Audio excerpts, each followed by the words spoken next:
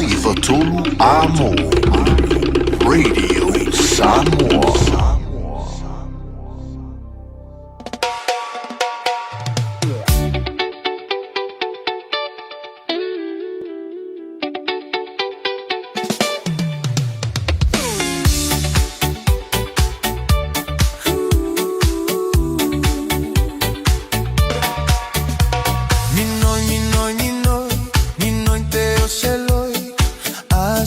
Siwa uanga oi oi lolo fa ape epe e ualoi loi suiti sua malie pe yo se poi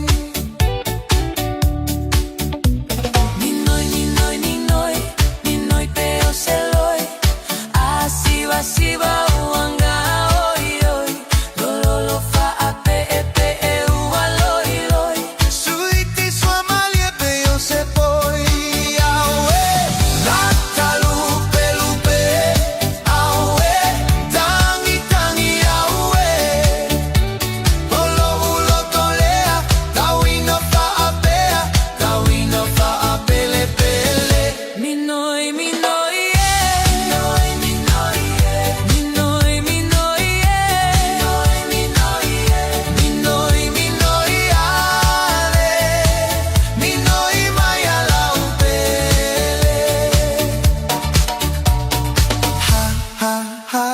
Te aluina uta imoto o tualo uofisa esu e mai so ufa amalu mai nela so ia te alufa ala we natalu pelupe awe tangi awe olo tolea tawina fa apele pele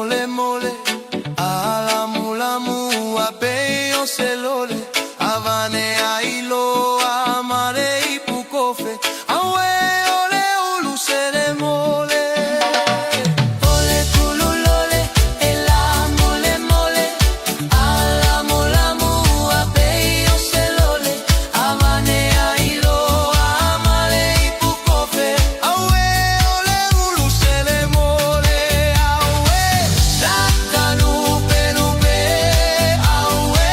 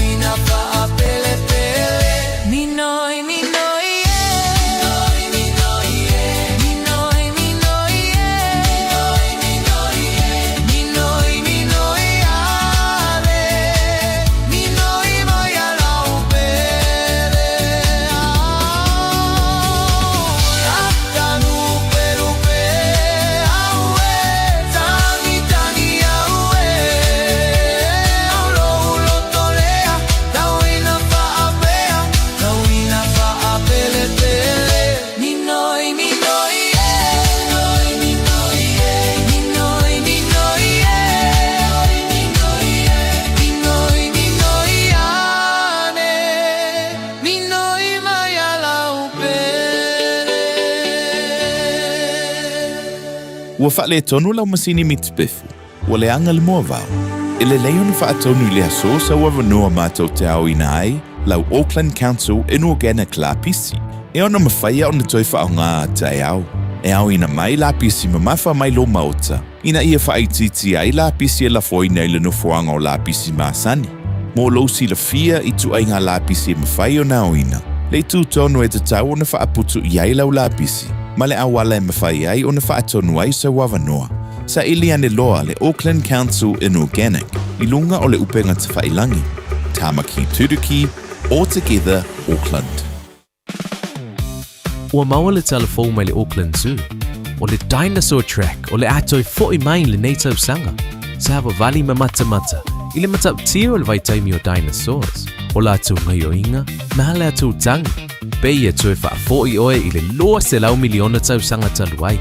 E au fia le nei mataanga i lau pe paulufali. Tala fia ngai mo le ainga atoa. Tanga i ane i le aucklandzoo.co.nz. O whea te lua oi ai. Ma te o e awe le sue ngā tau whale a mā aroha. Ua umana whailau siaki. Le ai, o le mā le nei, e lai titi tele. E le au toi wha pēnā mā. Wa pa u i lalo le tausanga i le 5 o oi le nā, ma oi fo'i pā. O le tau sanga mata mo le suisuenga o le kānesa o le tau fale o leo ua 5.5. E 5.5 pe 5.5 loa o tau sanga ona la fo ato loa lea o mea fai fua hai lau suisuenga. E tai lua tau sanga mawhai, se ia atoa lau 7.5 tau sanga. Wha mole, whai mo i mātou. O le a lafo mai i le meli. Ua le osa i whala vela.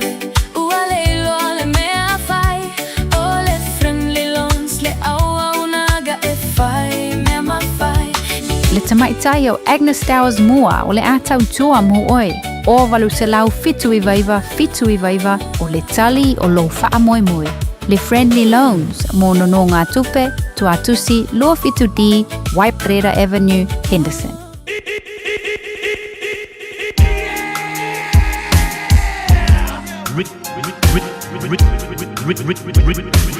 Remix. We gotta stay till I die. I gotta stay till I die.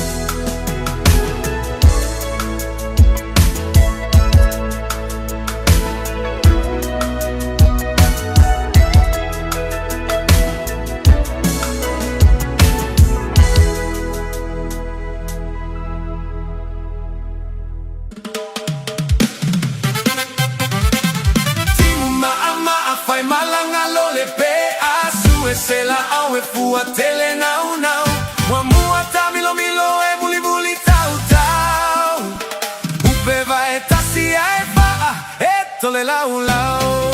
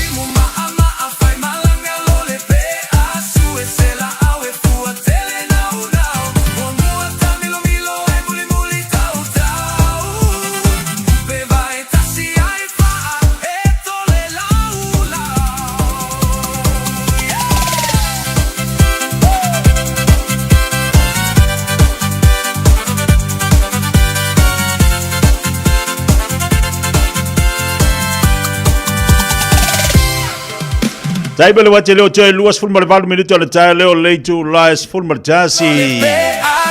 Nai pa Fiafia ngabo tanto le tai au le nei o la solulu. O ngā tono le vai aso tiu te foi mangalu ngolo fengai mo le tatu wa tunu. Ye mana jolo solo ngolo le mama yo foi valo filima. Tiu te masani le nalo fengai matatu le aso mo le aso. Leo tatu o mai le nei aso lulu se full mare lua. O le nei foi masina. Tatu whafta i pele lofa maleanga le leo tantu watua i lana pule whase fua loto se fuma su mantu wola leo tatu te mafuta ma tatu te whenua iai le nei tai au au le lei tai au manaia o se tai au amai e le tua mō tātou ia e whaua wai o tatu tiu te manga luenga pe on tātou ngā ruru e ai mai se fo i tiu te mawhaiwa masani, ni a tātou te mamtina matu e moto malawa. Whaatalo whaatu ma toi whaamalo atu i ate o tō umalawa nei tai ao, pia lava nei te maua maili po karami Fiafia Mai, e fia le tātou tautua, e whaafia ina oi tātou musika pepesenga, ai whapia fo nei tātou wata malia ma nei tātou talapo. Io e whaafia oi, a wau tiu te mga ruenga. Ia malo lava lo sai, awa ni ngali a join a share tātou po karami, like, lunga tātou YouTube, ma lunga tātou Facebook, tātou ole ata maleva. Yo, po kalama tātou ole Fiafia Mai ia Fiafia lo roto. Awane e usu whaanoa noa le ngā ruenga. Awane e usu mawhatia i lau ngā ruenga. Au fone e ala whae mai se whaanoa noanga. Usu le Fiafia le tai au. A whapeo ni mea sātu tupu le asa nafi ma le pōna pō. I tu tono lo loto i whale. Ia po tono lo whalewhenga ruenga wa umana nafi. Awane e toe se vai ana nafi. Wa umana nafi whaai se vai fau iwa e au mai nei tai au. Kamari leile ngā. A whapea fo ni whale i tonu te tono lo ainga. E masani na tatu watu i wharisi ainga. A whai mai tu uau se vai whafo. Awane se eo se vai tu tono le whale. Banga yo ngai kula fongo ngā. A whapea lai te sauma le whawhitau ni mai tono lo ainga si me whawisi. Vesi e lo ainga. Awe te se e tu tono lo ngaruenga. Talai whafo le whai tu tono lo ngaruenga. Mai se e wala lo ngaruenga tui e adu tonu say hi, hello. Hi, hello. Good morning, talofa. Whawhiro i lau mata Fiafia lo wharwhainga ruenga. A whapea fo i eini whawhitau ni tono lau ngā ruenga. Tatala le lei se e vai nā tuu lau ngā ruenga. Sau wa ayo se e vai o le ainga tui le lei e lu ura ia lu ainga. Ka ngā ruak wala ia. E whawhiro i seu whanga. Wa mai oko ua le vankua le haonga. Wa mai le haonga. Lau mata Fiafia i nei whanau. Woi kalo fai sia kau konga vai le ai punga umane mukuka. Ai mai fōringa Fiafia te whawhiro i ele ta mapo tina le no for fale. E apo o ta maiti. Ao lumba saua kula le o lo le Fiafia kanga whainga ruenga. E masaua kuala ia malo le Fiafia ngā luaki o. E masaua kuale kala iu se e vai ika ngai lo whainga ruenga. E masaua kua ai o so mai siau kama isi siau kama. Ia po so wakali. Hi pap, hi dad, hi mom. Afa mai ia. Maloa, marilewa, maloa. La lai vesi male ngofo fale le e fai le kuka. La wala kwa le ia pao, la ku kau ai anga me finga ruenga kongi ronga ofu. Wo o finga ruenga wala ku kongi ronga ngofoa. Asaka kawa kongi le me kau kongi ai. Ale ka ku ronga ruenga. Aua, adu Fiafia fale. Kira kunga wala he mangongi mari kuka lo makua. Ia ngala kori wa nga me fai mari lewa ese le manga ia se leo ai vai. Fa vai do leo. Ya o nga o la lau kuka. Ya so mari lo makua kisi mai. Pa do le kisi de moaulu. Vai le manga mori adu Fiafia. Ya la ku le la vai so mari lo makua mai ngai kisi de kai ko kisi de fiat. Ya fa pese mi mo pala langi lu ka ko la fa pala. Oh my God, my cat, Dad. Alo nga luwe. Te pa alo ngo ilo lokingo. Wa pingi ufi to tu tupu lo chino. Wa toi mawalo malosi. Ina wa fa filo ya tu sia fana. Wa ila le oka. Ai awe ke alu malo de Fiafia mai nga luwe nga. Ngai la kula ide ka pole pole ke sia ko lu ma sia fa nga u ka ku le ha onga. Peke de Fiafia fo ilo wa inga nga esa wa le nga fa fi ka u di ko nga luwe nga. Sidi aku nga luwe nga okay mai oi. Ia wang, ke ala wang ngofa makala ai. E o lolo fo ia, balava nga kali fe o lolo e ke va ku o de farfenga luenga le mele ku. Ia e man ku ala farfenga luenga o kala i falalata la ko. O ka se i falalata. Ia lo mai su ha ona le mo ku. Ia nga ngofa le mafa makala ia. A o me ale lu loko i fa. Kalu wai do ne makala. Awa ke fai me fa no. Fai me Fiafia. Ia umale de yasu e fo Fiafia fo fale. Ke tela tu fo ia lai manga ia le aso la to. Taula le tato vai le li e manue me tato ti fai. Ilo se bal table wa tele o toi luas fo mal tole minuto talo le tu la sumaltasi. Tali fol pakalame le fio ngal man mana vai fangalo na seri. Mal Pacifica Family Health Group mo tatou. Awali so ifo malolo ina mo tatou le nei fo yaso ina ia watu pe ya oe. So sani atu ya oe. Tau tuana. Ai de le fo la au. Tau tuana lu saunga le mo. Ia pale ni lo wola tino mo lo wola fale nganga. Ai awane I vai le ola fale nganga ai malo si lo tino. Tau si lo ola tino o mai ne vai la po vai fete. Tele mai wo mai. Wale mafai na tu la yai. O ala wiputi wale mafai na plaka. Ai sia la ovo fale tonu ao. Kini fale kongwa. E ale lei, andai vai vanga male musika bota tole nei taiao.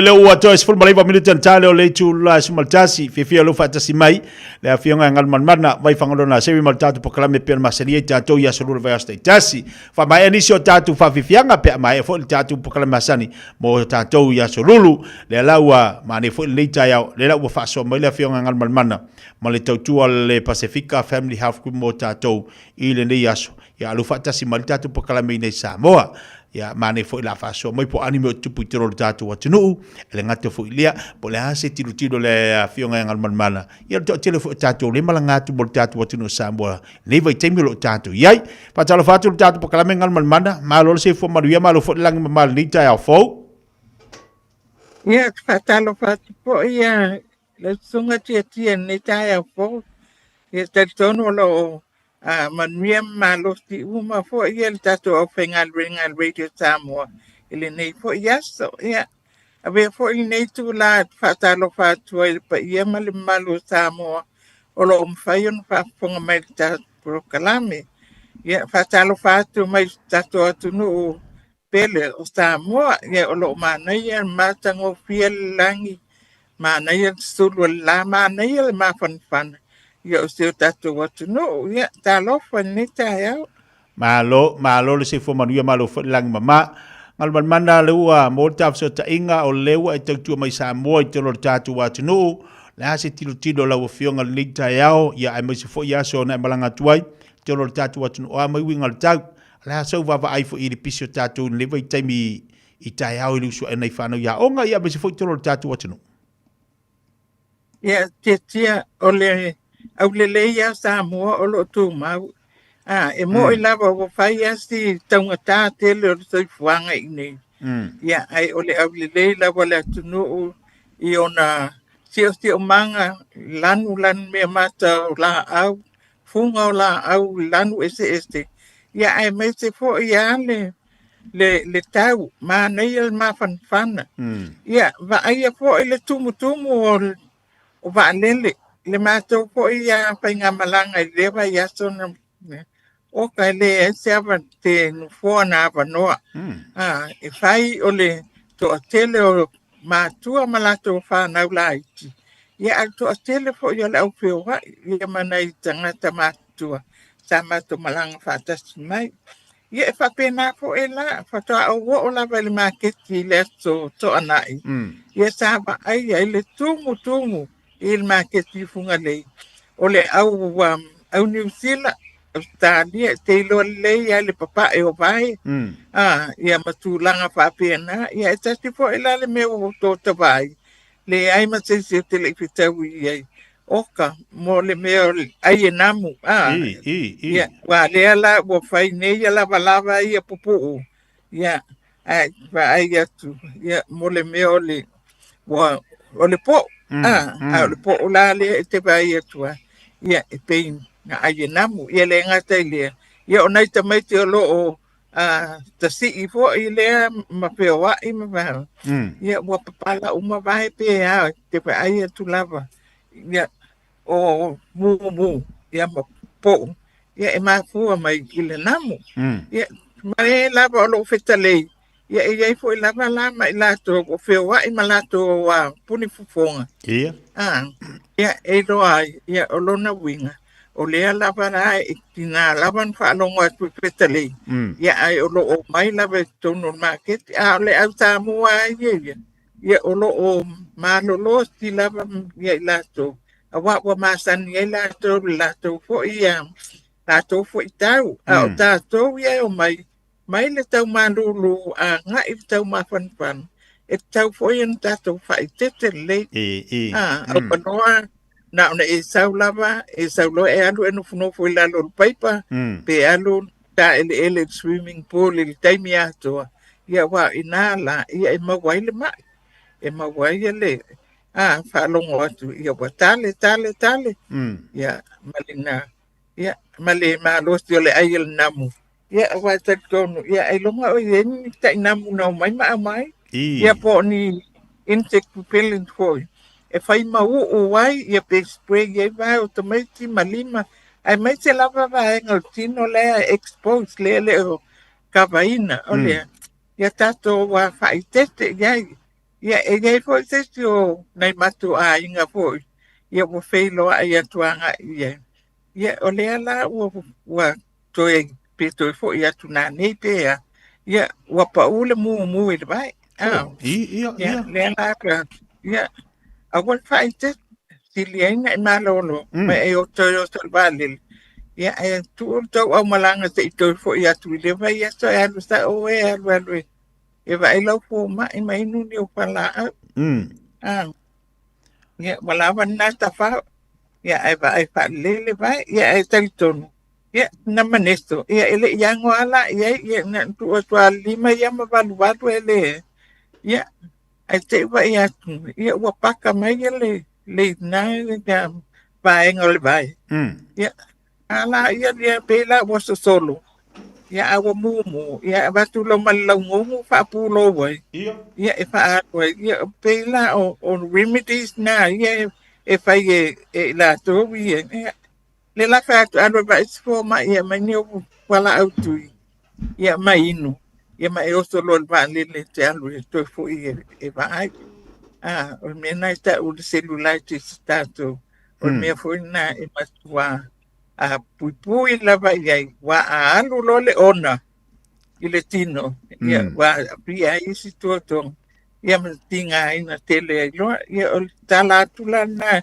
ile experience ile o a petawi ia o na yo talava te ia ole o fautuanga ia wa ina fa ia na ia o ta faita first aid kit e mai ia ele sena me ele ia mas e fa ia malaitingia ia e au ngā tele vai sau kulimi antiseptic e na ona mausia lava ia pai e lole apply lole kulimi le ointment nga e kava ia ma vakut pen e te kava ai ia ona le ia le pe a fai na wa uma na fai lo tui ona man tua foi taplo kalame taluai te tia le tapa tua a fai e sta uni ma Samoa fai lo tui ona ina ia vai te le loa lava me tupu e pia oto ta fao pia oto e alu ngā ruenga manga ia e te uma o si aile vai ia matulanga pa pena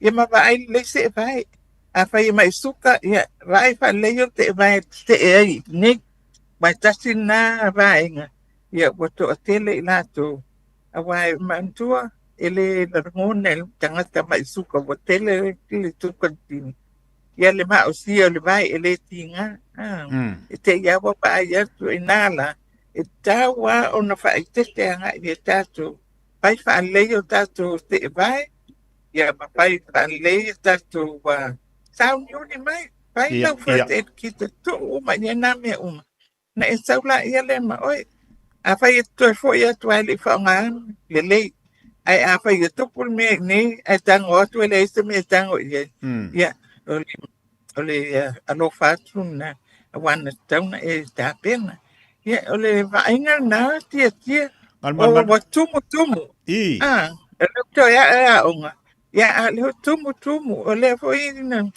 na o fatal va ana po ia le va ale contest na sta wana po ia o kan tumu ai va pela ia o fainga sa fa ilava ia nga sa vai ole a fai o ia ni o tau ni mai e o mai ta pena e este a mi o falo lave ai este a mi te una esta pena ia esta ngulima ia pe a tupu falo lave ia te oi a vai le lo lava me tupu pa ai man yo fala mana ta alu lo po ma e pa ia nga ia wa o me o mana o lo tupu ia ila to uma ai mai se lava tato whatever le to yo o mai Samoa ia mana ia ngal mana o e sau noa o mai tau atu fo le to tele o malanga a fanau le ngata au tala vo e kalesia tato le malanga ai fo ni so au ngai malanga nai ta milo nai ani so tato kolisi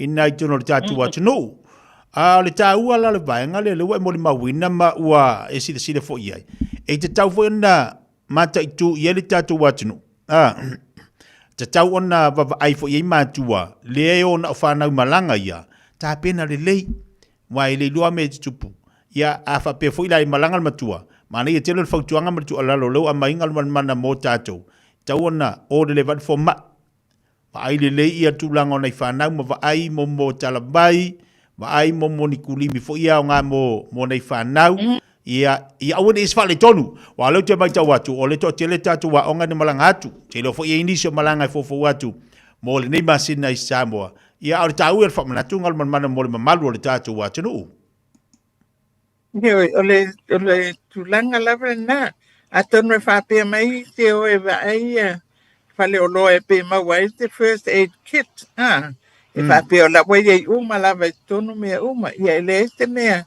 e a fa te alu e tau ta ili a mai lava te plastic container e alu e fa tau mai le pen aid o le plasta ia o me o kosi vavae ia male ulimi la le antiseptic o me uma lava na e tu wanga i tonu mantua le fo e pestil fa mai mata la to ne e na ia le fo mai e va i tau kulimi mo le eye ointment ia va ai tau fala au mo le diarrhea po le manava tata ia matulanga uma fa pena e te sau ta uni ma o tu uma tono le plastic container ni Mas te bandage, po te me fai ing futinga. Awa te lei loa lava me tup. Ia ma vai fa lei te vai tu pel bon wa ye ne wa tato e pe lava li. Te vai tu stosto. Ia le au ngani te vai tu stosto. Ile au mai suka. Wai tu ia lava le vai le maa. Ia pe ono la vea, pe ono tu ia. Ia tu te fao pe salia polea lava te fastidi apa polea le me ia yo ina lava e matuatu nga lava pe a la vea ai ia fa pe fo ia tato fa na fa tono le fa na a fa ele zeste mutua e sawi ili trip dia o fa tono le a o ia va ai le insect propellant le tangu e hu ia yo vai ai mete vai malima ia spray le ia umanta ele la moe ia spray ia moe pe ale te na moe ia e po le valua ia advice lava e valua ta o ti ting lima o wa ting lima ia tasin na me ia e ona te ala vea e tango valu lo tino ia e o to e ono pa o wai ko mal mo ia matulanga pa pena fa tono le ia o fala au ia manata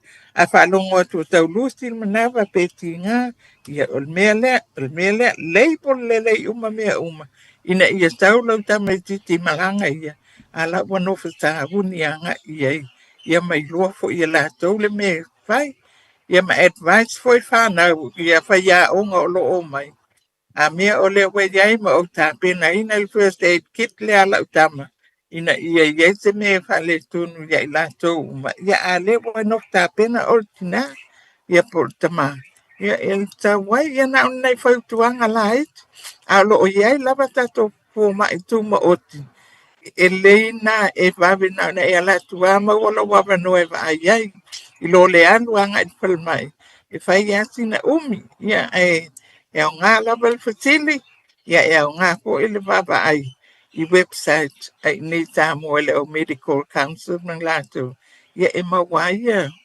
ia i lato e mawhai o na mawai le fitosoani ia te uto ia ai mo le wa le o multinopol vai aso e nei le wa matana tuenga solo atu ia utunga fono le metotisi ia tatu mutumo e foi nei ia ai taton ia olo o atu i lato ia male le ini mai le ini tia ma o atu ma vatu wa te le ia fai lo le dark classes ia wa e lo ia ai foi wa tau mo wal mai mata ole ia tato no fo ta ia fa tau mo mau mai lato o lo fitale ia mai lato ia o lo mu ia ko fonga ia matulanga pa pina ia ma va ai pa le ia tato vai vai o a palpala ia va ai pa vai le pa tau o tu fa le o lo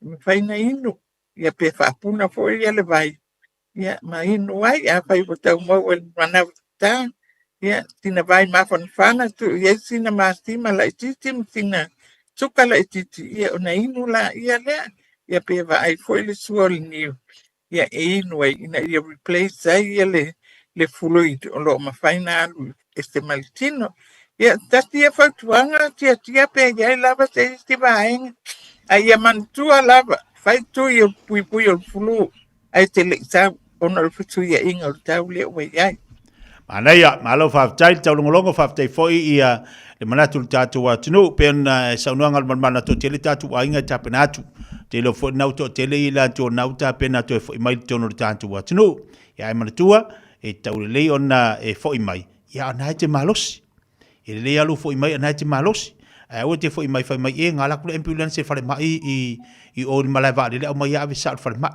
ia le mangile nga news mo tatou ma le tua lea e tapo ia foi le mala ia o malanga te alwai ia ono lo le ola tapena pena ma lo afu le mahatala i me te tau ona e mo Samoa le lau fa ile mai le fenga mana so ta ia tu ma filo aniso o ainga ia o tulanga fa le tonu tino ona le ia o muang ka penga le vali da kuku le aku Ale ka pe ngal me ko fa ile tino la tu Samoa. Ku la wali se I Samoa nga la fu e mo Samoa le wali ai vai mo fa la o tau na ave. Pa te ngal mana se vanga na wisi si vai ngal tatu tu ni tai au. Ia po nisi lava pamtalanga ia paso tai I tato numera o vansilau tolu lua o tolu o vansilau lua tolu lua o tolu paso tai mai ia vai e pata to falmai a wet fatali ia mana e vai fo mai anga ia te ili sa appointment ale mau I le falmai le matanga e al ia po pen miwa ia mawala pa no I papato po way ma ia po rot common point ale ai sa fo mai pala inga le te po watu tono la tuno ia pesta e au mau fo I lalo South Island ale wa mu mai lunanga I lunga I kilani ia na we ia ta to fa mai o anga ia ele stala fuai nai o ia ma ba ai el fo mai ia wala val va ingolo to fo mo malolo ina e mol netu la ia titia ia manuia lava tato to pe ai ile fo ia solulu ile lo fa malanga le yo le tua ia e pato fa so fo tele atu Samoa ma le tunga titia netu la After ngal mana after mo tapo kala me fa sol nei tai au manu fo to tari mai fa nua pe a fo le malanga mai fa filo to filo fo ile tapo kala me vas fo le lo fo malanga do le tua e manu ia tele le yaso se fo bai manu ia so fo ia e ale le na wo fa fo mbali tatu wa tino tatu kala me pe ona ye le nei tai au o le family health group o le fionga ngal mana se fo maloloina tau longo pe mo tanto Male fa manatu ese de manga yoni o le kakalongo ele tu ua le tatalongo ma le fa manatu mo le tatu watunu tautua na ma o e loso I fua maloloina a I lo e fa longoina se meti ngalu tino le tatu fa le maina ye le family health group e la tatu e oi pen miua papa toi toe o wemel o Clendon pa tatu fa le ma aluatu tal no iai o taita ia wa fa le tonu fo ile vai ngol tino e se fo ile ta fa longo le pona popi wa kakali e pi wa kalkasi e o isi kaimi ka fa longo wa kamu wa kale mo ile le matala le fo mai fa iai o isi kaimi ka mo pe e mo yo ka maka mo ingo ka maka o ka ma fo fe kami ai solo e va me do fo mai ele ma fu anga e ele kanga o uru ma fo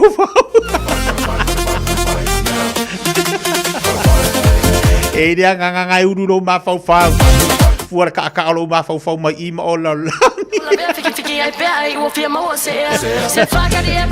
wai ma fuanga e le moi ma le moi lo ma fau o lo ma fau fuar le kelo mea o le po ai anga e mo ingia fa mo le ma lo ma fau ai au ke mo le mo ingia o maka o lo ma fau le ka mai o Spain nga ma lo o fa mai lo ma fau mai ma u pe fa pe o ka le ma lo o ai me le nga o fuai o le milion a Spain a wa le mo le o ma fau ile le o le ia le si kai ke mo e ma fau ka ya o ke ma fau do lote fua pau le me fa mo le lo ma fau fa mo ini le na yo fonga ona fai le o la mo au te moi mai ma fau fu I mo o la langi o langa me mau te la te vai fo mai fa mai o ia le nganga le anga o lo ma fau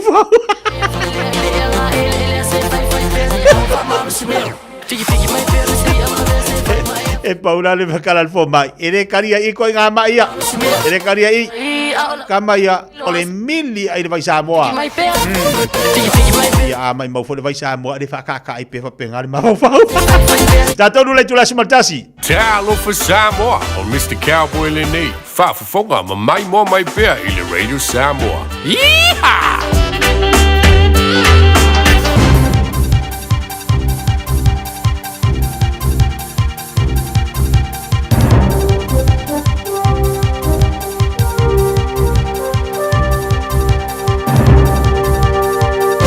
In this update, The Finance Minister's defending the government's efforts to address inflation. Annual inflation has surged to 4.1% due to a combination of rising global fuel prices and higher household electricity bills. Labor's criticising the government for failing to contain inflation. But Nicola Willis says National's doing more to increase power supply and ease power prices than Labor did. We've doubled the consenting for renewable electricity generation. So we've consented more than twice as much new generation in our 3 years in government than the last government achieved over 6 years. Auckland ratepayers from areas with impending housing density changes will soon be able to have their say. Councillors have voted to progress a hybrid option, which both meets the latest government requirements and increases density next to some inner transport routes. Density will be restricted to 6 stories high in some areas 10 kilometres outside the city centre. Councillor Richard Hills says they could have pushed for the option with a lot more density. But I don't think that was the right thing to do. We listened, the staff have put this forward as the best compromise they feel like they could take in the time that we've had. Public submissions open in late August. The opportunities on offer in Auckland are thought to be driving its appeal as New Zealand's leading student city. The latest QS Best Student Cities rankings place Auckland 26th in the world and 15th for diversity. But the city ranks just 91st for affordability. Auckland University Students Association President Nimish Malan Singh says the cost of living is a challenge facing students across the world. It might be affecting some people's decisions to study, and it's really awful if it means that they aren't able to study here in Auckland. I think we still have a lot of good pull factors that are keeping people here. 18,500 people have signed a petition urging Christchurch City Council to rethink its stance on Christchurch Cathedral's multi-million-dollar redevelopment. The petition was started after the council decided to put $15 million towards restoration, pending central government funding, despite receiving only 14% support from the public. That's news. In sport, New Zealand have posted 268 for 9 against the West Indies in the 5th and final dead rubber one-day cricket international at Barbados. Will Young made 56 off 63 balls, Nick Kelly reached 64 off 80, and Tom Latham clipped 69 off 71. The Black Caps have an unassailable 3-1 lead in the series. A third Super Rugby side for 25-year-old hooker Ioane Moananu. The former Crusaders and Waratahs rake has signed a 2-year deal with the Highlanders. Moananu has 26 Super Rugby caps. And Tadej Pogacar holds a 4-minute and 32-second lead on cycling's Tour de France with 5 stages to ride. That's sport. I'm Malcolm Jordan. O tau sa ili se sa mo lo ainga. Po tau sa ili sa masini tutua pe o le Hilux ma le Ford Ranger. O le au nanga ale kaseti e whaafai mo fie mea uma. E te alu ma lau ta avale, ua e malie atu atoa. Talia le titongi vaiaso, lua vaiaso, pe maasina foi. Tu atoa lo whaatu atuanga i le kaseti te tala fitu aso, tu atu si fitu tasi, East Tamaki Road, Papatoetoi. Telefoni lua fitu fitu, ono fitu lima fitu. Lua fitu fitu, ono fitu lima fitu. O e sauni malanga i Samoa. Maratua lolo mana rento solo o maua iso se tua e ngā taavale e talawhea ngai mau mana onga. E mawhaiura pikila taavale mai le malaiwa le whale o lopo o whangalii. Whapelo tātou o fisa au tui ala fua. Pe momoli atu fo i le whalitali malo o loo e whamautu ai. Ai ngā whaabitoa. O lo ia tātou insurance cover e te fili mai ai. E nani tupu se whaalawelawe ai o loo iai le whaamama avenga. Maratua lo iai le tātou account i New Zealand. Pe lafosa o fo i le moana rentals e whaonga ai le Pacific Easy. E whaonga ai lau credit card e whaatino ai le tongi na o lo sa. Mori se whaamtalanga wala au le Pacific Easy i le ovalu se lau. O tasi ono po onu mera masani au kilani. O le lua fitu ono fitu iwa fitu wha. Po o le lua fitu ono fitu iwa valu wha. Talo sanga e transfer o i le moana. Pe asi siane i le tātou Facebook o le Moana Rentals. Po le penga ta wha ilangi o le moanarentals.com. Moana Rentals o laupa anga e taitolo ina oi. Au e malanga asiasi i Samoa. O mana o mie o e pose i sialo a inga se fisoso ani tau whi malanga inga mo New Zealand. Ima ta au pue peo le vaita mai no whanau po ngal wenu. A whai lau tali o le ioi, wala au loa Ken Fernieho o le Fern Immigration Services e iaila na laisene, ma o silia ma le se funu lima tau sanga hola na tau tua. E toa tele tanga tau o fisoso ani iai Ken, ima ta au pu tau whi malanga inga. E awhia ima ta upu na o atu le tribunal, ma apili le minister. Tanga iana e le Facebook, ma le upenga te whailangi i molimau. Mo nisi whamtalanga, wala au mai le Fern Immigration Services, o luatasi, tasi lima tasi, o lima. O mo mia ni ngaluenga whai ilo whali. O le living space o lau company if so soani ilu whale leo maota malawa. Amana o mia si papui pui, carport, canopy, be whaafolau heat pump, whaisau deck, whaakapeta lau whale, whaapsota i mai i le living space. Via 4 quotes, maua le fisosoani i le finance e le aise deposit. Vili mai loa le living space i le o valu se lau, 5 whaono, 5 valu wha, o valu se lau, 5 whaono, 5 valu wha. Tala whalawa o le siufonga le nei o Samoa, le Radio Samoa.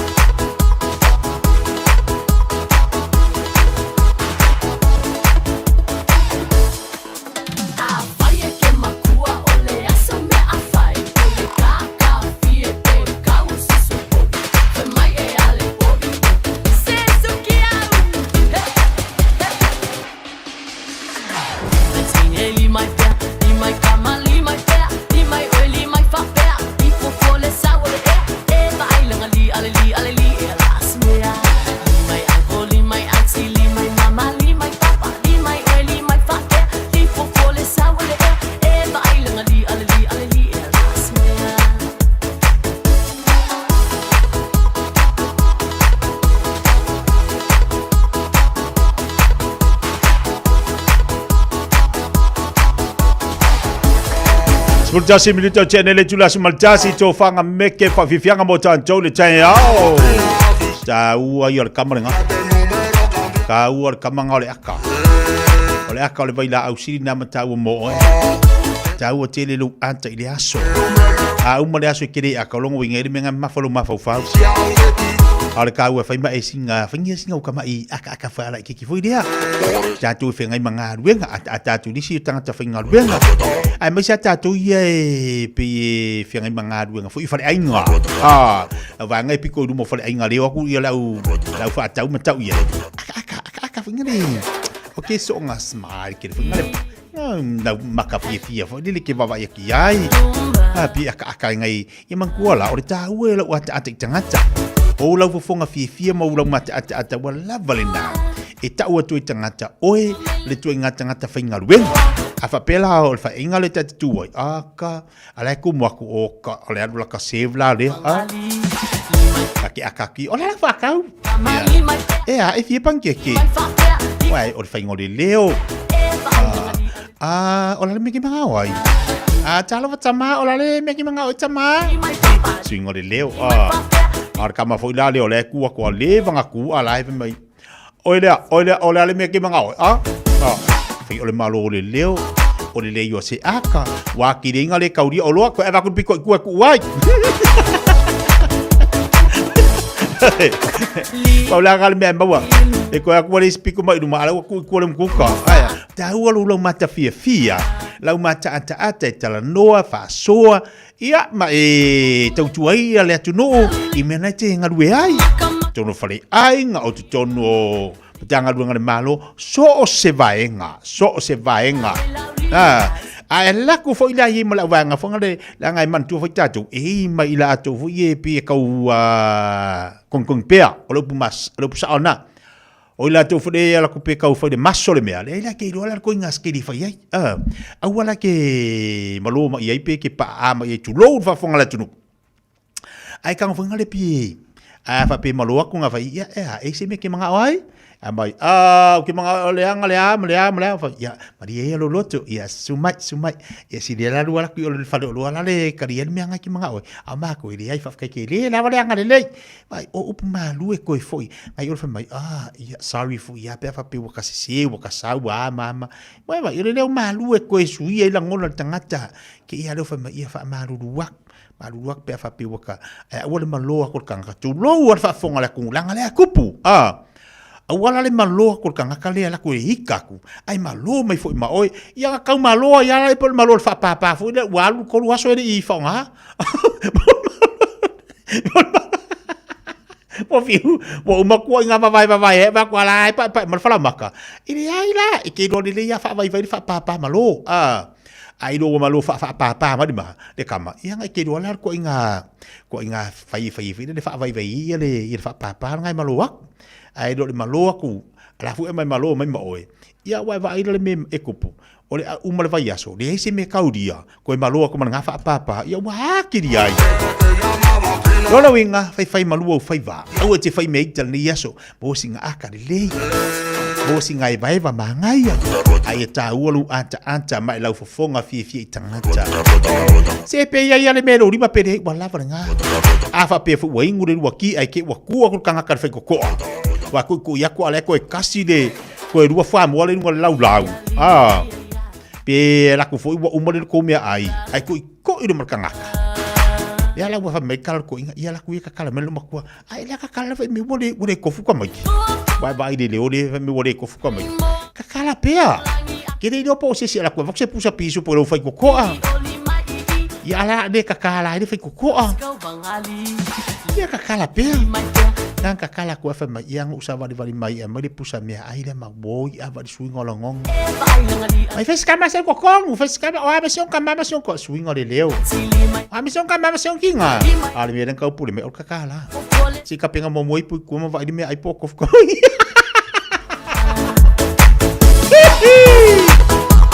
Ai nga kakala kuwa oka. Sa wale pusa me ai male fifi mai sa mo malu au makalo ma de leo songa mai. Mai hamale malanga si kama. Pivi vedi fa le fia nice la dia. Ia fai le mula ia. Ke fai me kar kai au. O le me o sai lo loko ma o le loko Fiafia au ke loko malo fa vai mai lo loko. Spulo venita tele jula si maltasi. Fai mali le ni yaoli. Ia pole ni fu tai o le mana i o le saure la. O maltado fa Fiafia ngo fa talo fa tule le telo tatu pa nga lunga Facebook mo lunga le YouTube. Awa kelo se meanga fo foi penga ku sa pekele finga. O po foi penga no Facebook nga ko kong ya yalo fani.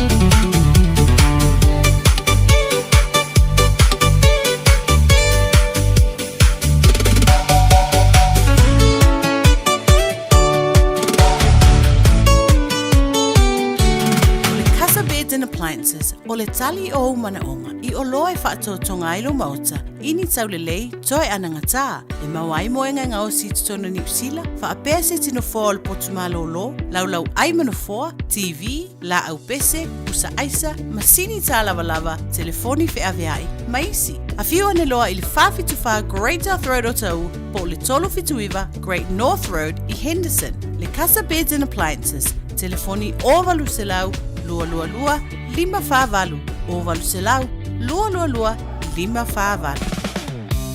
Ua maua le telefon mai le Auckland Zoo o le Dinosaur Track o le atoi fo'i mai le nei tausanga sa hawa vali ma mata I le matau tiro le vai taimi o dinosaurs o la atu ngai o inga ma le atu tangi pei e tue wha fo'i oe I le loa se lau miliona tausanga taluai e au fia le nei mataanga I lau pe paulu fali tala fia ngai mo le ainga atoa tanga iane I le aucklandzoo.co.nz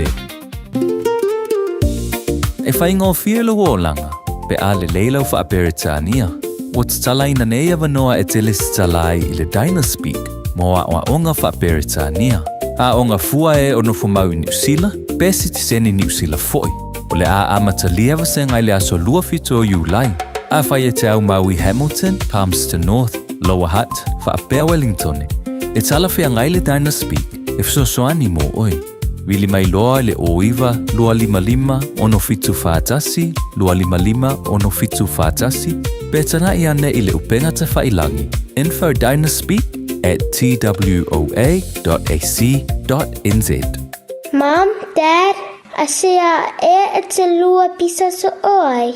E whē e alu so oi ai, Mom. E whaalu ai tato tupe. O te le lava. Le lua misa so oi a uluma. O masini poka, ua mafu ai le vevesi o lua. Ai whaafafunga fo'i. Wala au le au nanga, ale mapu maia, ili o valusulau. Lua tasi, lua. Tala no iai, pa aso le mu iai. E mawai lo o lua Fiafia. O valusulau, lua tasi, lua. I love you, Mom. I love you, Dad.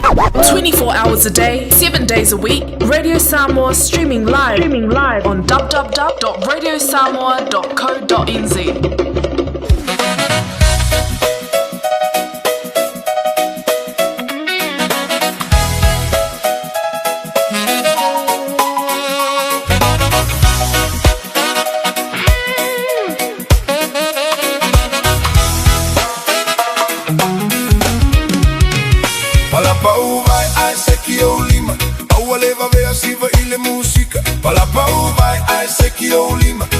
Samoa se ele o Amerika Palapau vai ai se ki o lima Siva fale lei se aua e ke pisa Palapau vai ai se ki o lima Se mea yo so mai lei se ki ala ugila Palapau vai ai se ki o lima Aua leva vea siva ile musika Palapau vai ai se ki o lima Ke Samoa se ele o Amerika Palapau vai ai se ki o lima Siva fale lei se aua e ke pisa Palapau vai ai se ki o lima Se mea yo so mai ele se ki ala ugila Magaya foi le faiga se o vai ola ukama Fiu e fogo aiga o le la fila Le ase mea e kuku so le aua e ke ika La vea le vai ola ukama e oki fo I lima Ia pasi aku pasi mai kolosi ima o So le fafe fea le kako saka o le apo Se I faika se o kalima I le voli la I o Ia alu la e voli ma kua kui le polo voli Va ai le geki moku fasi o le au volo Vai ai se ki o lima Aua le va vea siva I le musika Palapau vai ai se ki o lima Ok ke Samoa se ele o Amerika Palapau vai ai se ki o lima Siva fale lei se aua e ke pisa Palapau vai ai se ki o lima Se mea yo so mai lei se ki ala ugila Ole faigala ole mea vave masi mea legei Boom kasi le hip hop ma le slow a mea le lei Fai le mugai o vai silige o lima I luga la upaga O ma le uosingo moli le lei ele o se mea le au maga Skai liga kamaiki o le moku gei Samoa Elu e lava le ulu male kupe le kaga ya mau ki goa Fai ai peo vai pule lava o iga ya ufika Famo le mole au a gei ova Gei le se ki gai o lima Palapau vai ai se ki o lima Aua leva vea siva I le musika Palapau vai ai se ki o lima Ok ke Samoa se ele o Amerika Palapau vai ai se ki o lima Siva fale lei se aua e ke pisa Palapau vai ai se ki o lima Se mea yo so mai ele se kia la ugila Magaya foi le paiga se o vai ora o kama Fiu e fogo ega ole la filava Le hace me cupu sole au e keika La vea le vai ola o kama yo ki foi lima Ya pasi ya kupasi mai golosi mao Sole fa pepe ale kako saka ole apo Se fai kasi o kalima ile voli la yo Ya alwe voli maku akui le polo voli Baile ke kimoku fasi yo ele au voli Para pa u vai ai se ki Ole va bea si baile musica Para pa u vai ai se ki o lima O que Samoa se Ele o que usila Ai se ki o lima Se va falele Awa e que pisa Para pa u vai ai se ki o lima Se me yo samai Ele se ki ala o gila Se ki o lima Para pa u vai ai se ki o lima Awa le va bea Si baila música Porque Samoa se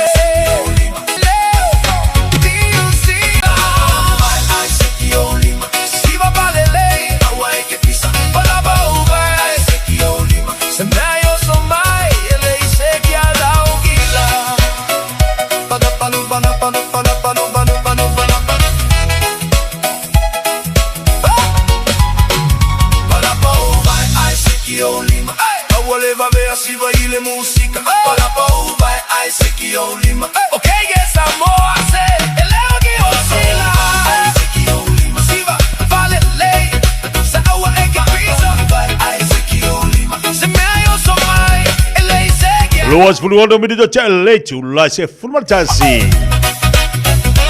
se eu fa feliatu fa talo fa tu diso tatu pa angalunga tatu Facebook Kajalo fatu si para. Avu toso upole nei taiao. Pa vouina tani elu fatalo fatu mafuto imbara inga nai otara. Vo fea fatalo fatu balor se fo lau de lei. Pa maloti atu south after mafuto mai le mafuto mai pispena Italia. Selina si osi fa failo ya tu tatu po kalambe.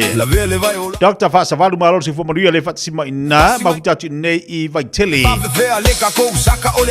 Fa maloti ba luanga fualo malor se fo lau de lei tau unga ai ulu malor se fo lau de lei pa tala fatu se ya tau sili para alo fatu para manu ia fo inga luenga mo fo vanga le yaso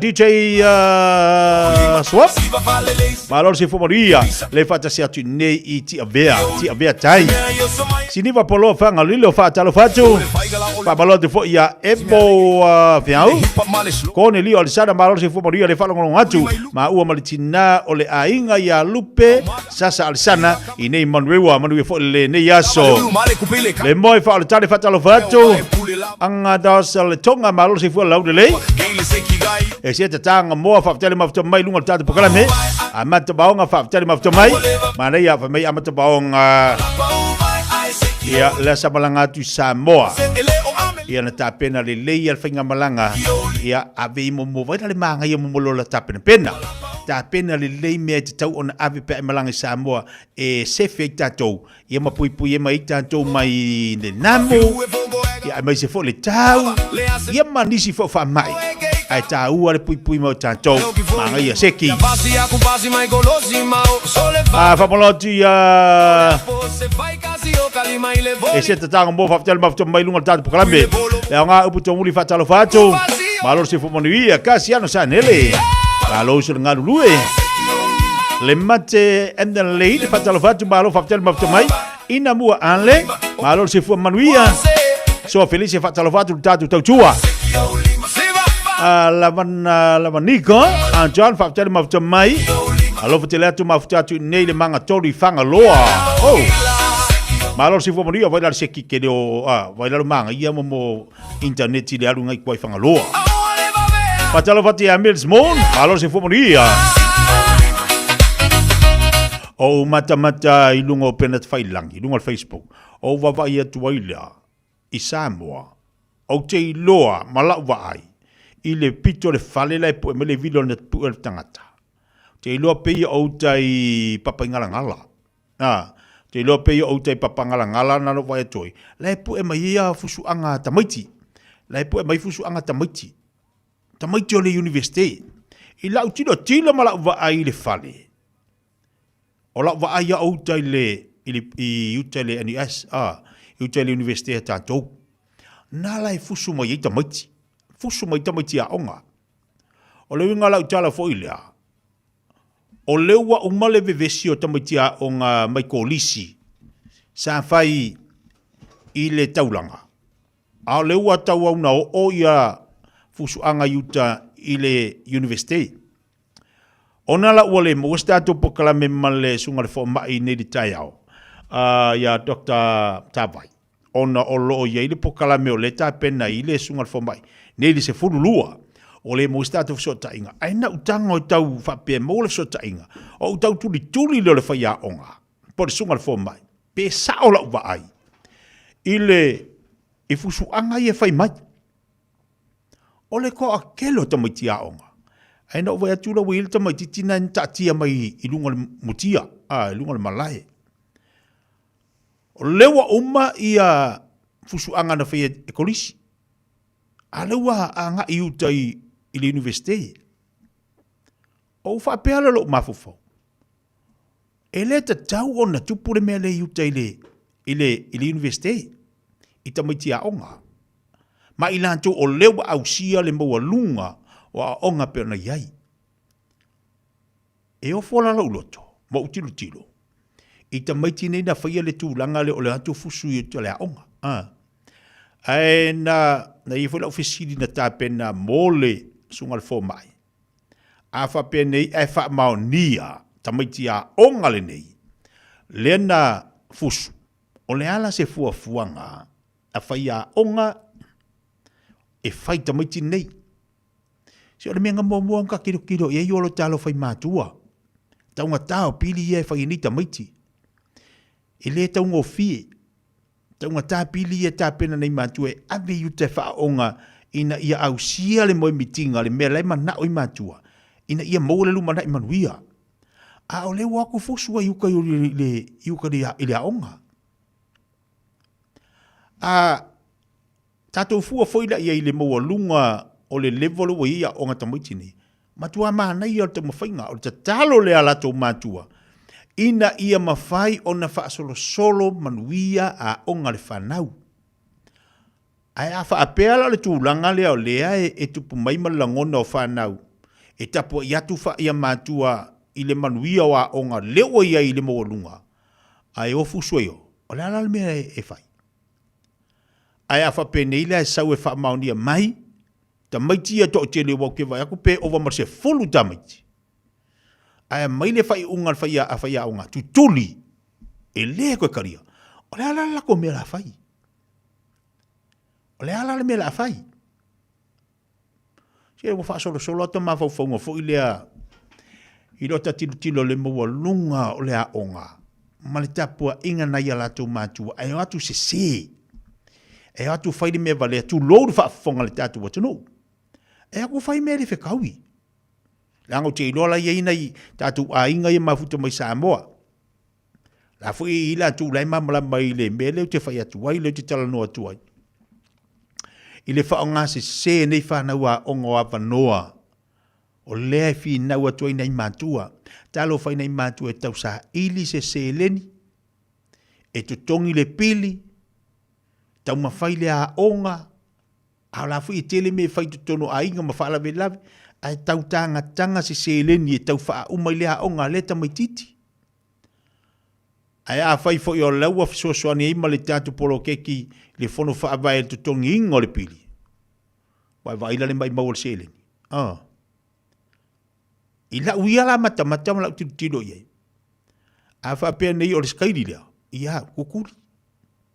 Kukuri male a onga se ilo ai fo ka meki mo malo vali tu lo fa fonga le tunu. Ele mangia. Ele mangia. Ole tu alalo mo tanto le wa ausia ia onga mo lulunga. Finau.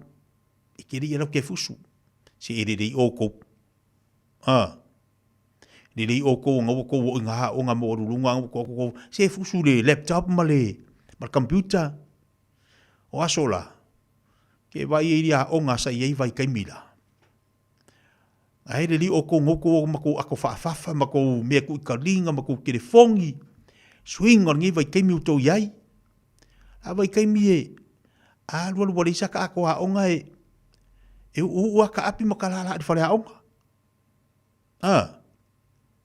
E u ala ka api ma ka la di fale a onga. A lu lu wa sa ka pase se ka lu su sa ka pase se fu ili ka mi ki a onga. Alua ia wala langa mai ka mai la ngiu ala langa di ako aonga fa apiala ia le ale skaidi fa per fiskaidi ai lo le si ako aonga de olanga lu ia swing ni vai taimi ali ta ua fo le vanolia ole mota to matua tal no fa so ia le fa nau ile olanga sa amata mai ile fa ngofi le wo o mani vai taimi wa tatu tilo fa na waonga wale ngata ina tuu mei talinga o ma telefoni ia o ma ako aonga faila ko laptop au mea kaunga ka o nauno ta ingo matua ia au mai fa o ngā tatau mō mea aonga fa o ngā tatau ale waku fusua yuka ili NUS ale waku fusua ele leila le fusu pe afa pe olai pasi ai le anga le fusu. O le kau whakari pe pasi pe rea. Asa ungira le pasi fusu o le aralmei. Lori roa. Ki lori. E le mana ia. Tātou whanau. Vai le apa noa. Mō tātou iei wa au iutai i le ingveske. Whaonga tatau le taimi. Whaonga tatau. Ia e alu malo mauti noa. Ma ai tuu i lau loto.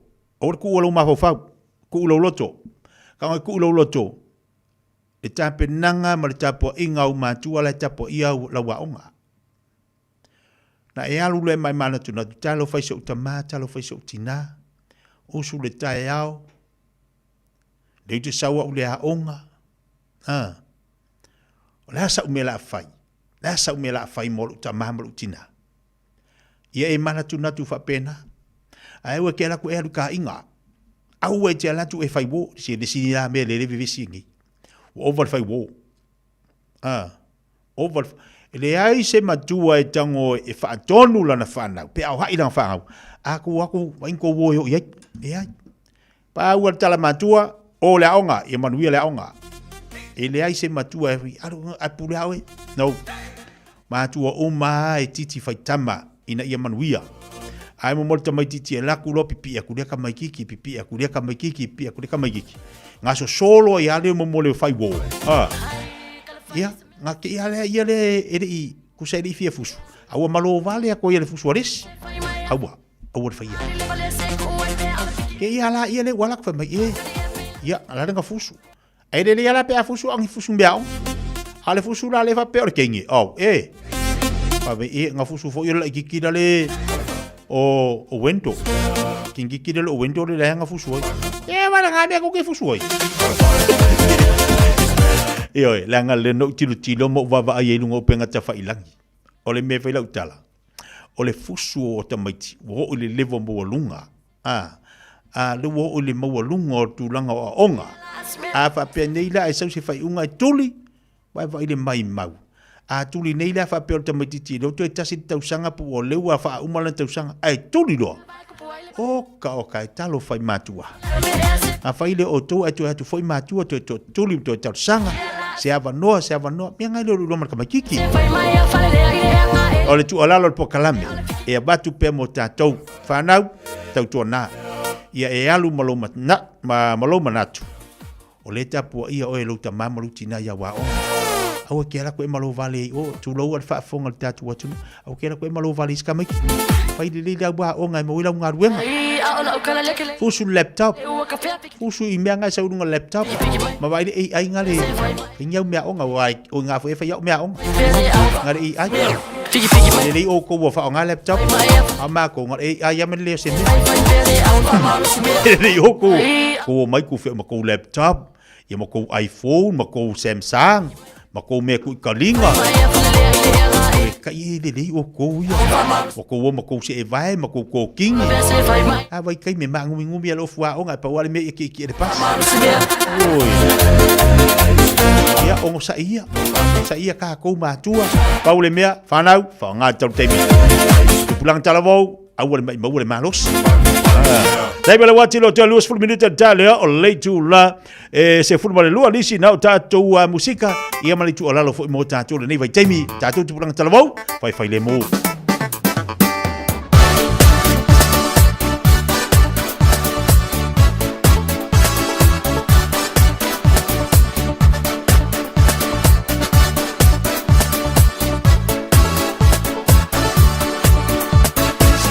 se lava nei aso tu ulanga o si o atu no e mata o tia le fia poto a o la to mata e tu mu so mo sa tai ti le o so pana ai winga e se le sawa le ase e ai sina mea e le au kalinga male au kalafa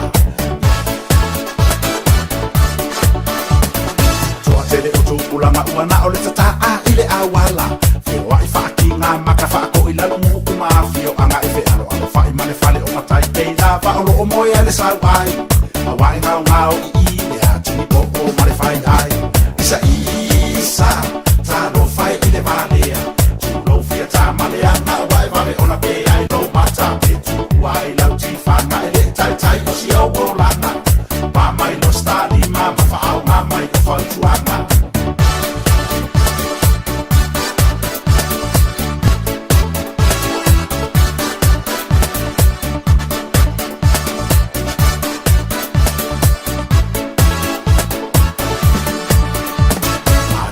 ia ngata ma ele fia o le fai ngaruenga ai sa o manele ma o tu pasi uma okay ma fa wa ele marijuana male o na fia ta male anga fato ato e poto o le tama wa ma alili ta fai ngata isa ta no fai ele valea tu lo fia ta male anga wai vale ona pe ai no mata pe tu wai lau ti fa ma ele tai o si o lana pa mai no sta ni ma fa au ma mai o fa tu anga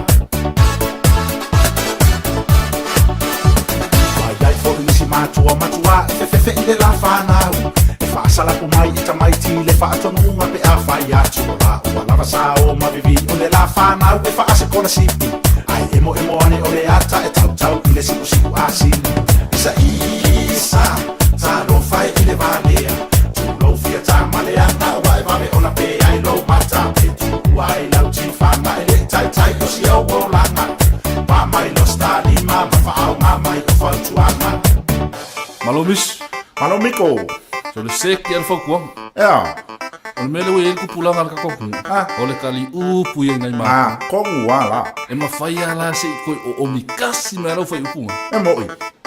Okay Miko. Al waku kama. Wai ai fo ni si matua fe le la fana. E fa sala ku mai ta mai ti le fa to nunga pe a fai ya chula. Wala va sa o ma vivi o le la fana e fa se kona si. Ai emo ane o le ata e tau I le si asini isa ta no fai I le valea tu lo fia ta male anga wai vale ona pe ai lo mata pe tu wai lau ti fa ma ele tai o si o lana pa mai no sta ni ma fa au ma mai o fa tu ana isa ta no fai I le valea tu lo fia ta male anga wai vale ona pe ai lo mata pe tu wai lau ti fa ma ele tai o si o lana pa mai no sta ni ma fa au ma mai o fa tu ana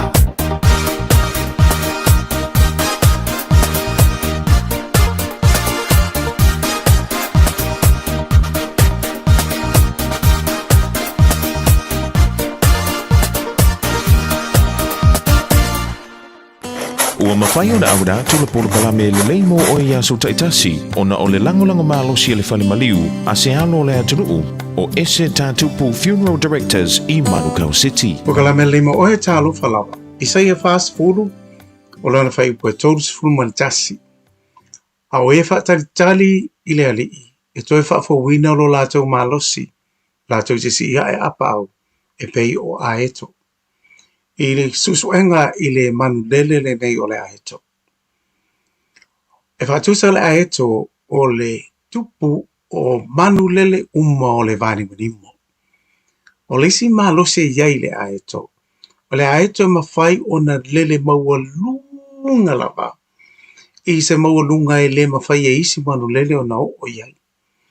Va bela iai le manu lele lea e whai mapale tui tui o le aeto. O le manu lele lea o le o reva.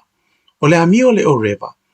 E lele le o reva nofo i le tua ua o le aeto ma tui tui ma tongi tongi. Pe ia futi futi le ulu o le aeto. Ai va bela e le popole iai le aeto. E tu ua ia le o reva e whaila na amio. Pau le awala le aeto e whai e aru ese ai ia le o reva mai lona tua ua po lona tua. O le lele lea i lunga le maulunga. A luma lele i lunga. E o lo i le vane munimo lea ua le maa na vai le o reva. O na oso o se loa le o reva mai le tua o le aeto. O le winga tonu lea o le olo tuisia mai e le profeto Isaia. O le tangata ono sai ma whaatari tali a o whea ngai ma ti ngā ma whainga tau le olanga. E le vale ase taumi. E iai le saurotonga ma le manuia i lona muli pea ma whaatari tali i le tua. Ia e tā ua lo tātou mataala ma ono sai i tamai o rewa ia o loo wha lave mai ia te oe, wha ti ngā mai, wha vai loto mai, po a malava ni winga o loo te mai ia tātou mai ia te oe. Ia ole me sili o tātou ana whai.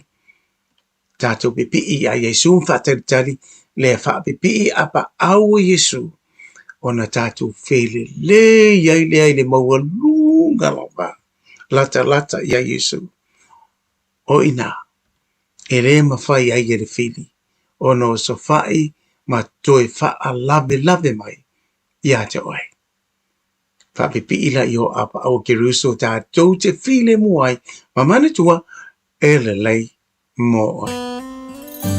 O le ese tātupu funeral directors o se fale maliu Samoa o le tali foilea o taimi whengata o na o le malanga al maliu maleoti e mawhai foi o na latu awina atu ma awina mai tino maliu o e pene mai so o se atu nuo lalolangi wala auno le ese tātupu funeral directors i le lua no lua toru fitu o pea fiuane i le se fulu malebalu Norman Spencer Drive in Manuka City.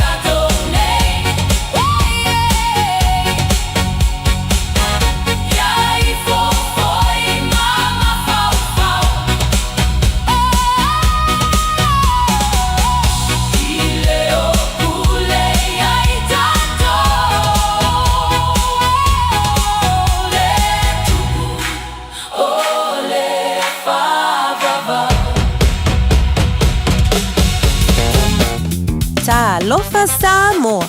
O le whapito o le Best Bargains New Zealand Winter Mega Sale ua amata i le taimi nei. O fi whātau sau telefoni fo. O lo maua le iPhone ma le Samsung wata mai. A wata mai le na o le lua lima tā laid vai aso. Ai ala se se tino fo lazy boy. I le na o le lua whātā laid vai aso. Ma wae. Wa siria ma le lua lima tau sanga le tau tua a le Best Bargains. Te tala fitu aso. Vili mai loa i le o valu selau lua lua lua iwa toluiva. O valu selau lua lua lua iwa toluiva. Pe te mai ana i le Facebook page a le Best Bargains. E ia inga whapito. Hey, where you two off to? We're going to go drop off Nanny Aroha's bus screening test. Have you done yours? No, this Nena is too young.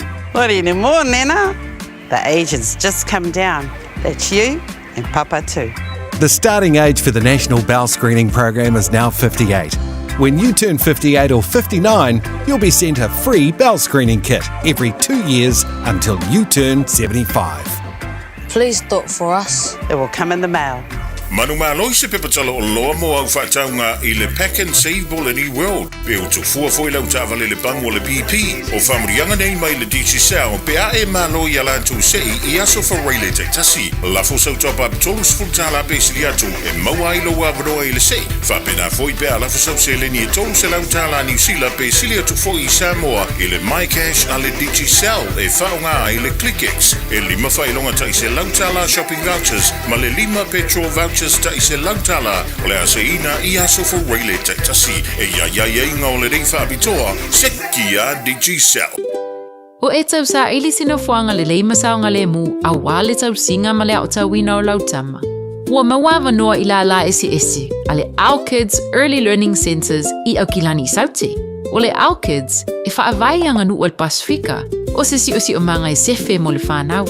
O lo lātou sa ilia fo ini whaiaonga Pasifika mo lātou whaleaonga i au kilani i saute ma Wellington. Mo le lesi talaina o lautama, po se talusanga i senga luenga. Whafso tai, Our Kids i le ovalu se lau, lua ono lima whātoru fitu. Ovalu se lau, lua ono lima whātoru fitu.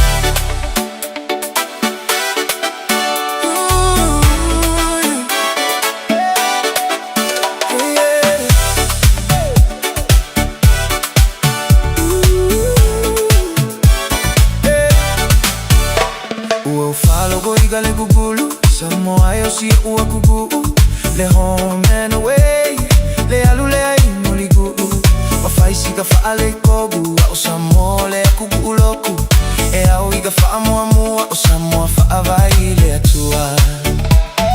Le home and away, e mua ai male au lau mei, magigo agela o gau alua koe o lava masi okei, e kumu i le kupulaga, fa apea fo i le au makukua. Filo ia i mailako, e whai o loko ka iko aloa.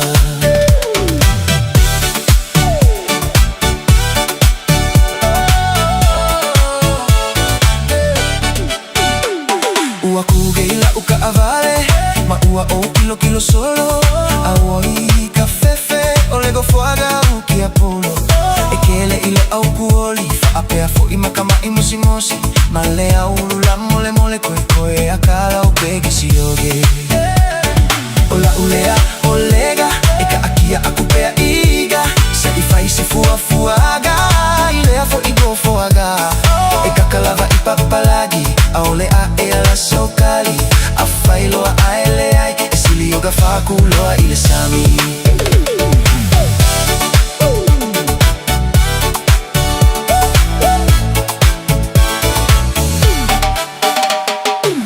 Foki o lo upopole, e ka ua kupea faa mole mole. Ki i oso ai se faa ma i oki, ai a fai aku ai foi. Ki i e kalimai le ioi, ai le mali ai le ulokoi. Ga e ika mai le ia au ai la vea ai foi ma oe. Aga o pule i le sugami ua fa, oso fa i mai ni se a fiafi. Fa a vevesi ai le ago fo aga ua ma fiafia ai o le aga sala. E ese uma kagaka ua foliga mai gia gaga le aga. E le iloa aku ogi foliga ai fa aliga o au kafa.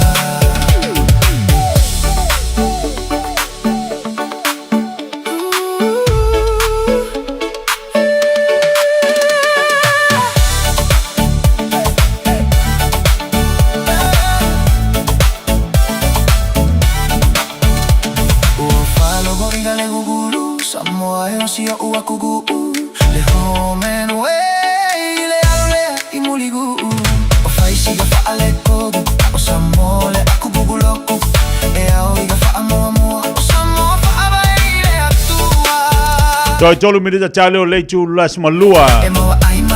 O so ta ia tu la nanga matou tua tato me kakasa o le mo fosia no sunga tongsi o le pisi tele o le nanga matou tua. Awana ingali a tona fea tu le tua o nanga le mega kakasa. I le lua se lau Kevin D. Strive na I Manukau. Al telefoni wala uitongsia te mo le olu tasi fa fi tuono lima fatasi. Olu tasi fa fi tuono lima fatasi. Mau le yai le sunga tongsia sunga le pole. Wasi Samoa o malainga tele tatu ta wale tono tatu lotoa e faianga I lau fifilinga ia so se to inga ta wale te mau o mai tonu le lotoa ale sunga tongsia. Ia le vanga le pera tu natu mo le malo tatu watunu ina ua toe lua minute o ne ta le o le tu la e se futbale lua. Le fa fine wa sola Walu isi ona inga masi ona mata wa fula ta pena mata maiti si male TV ave umana me afale ai malai oi sole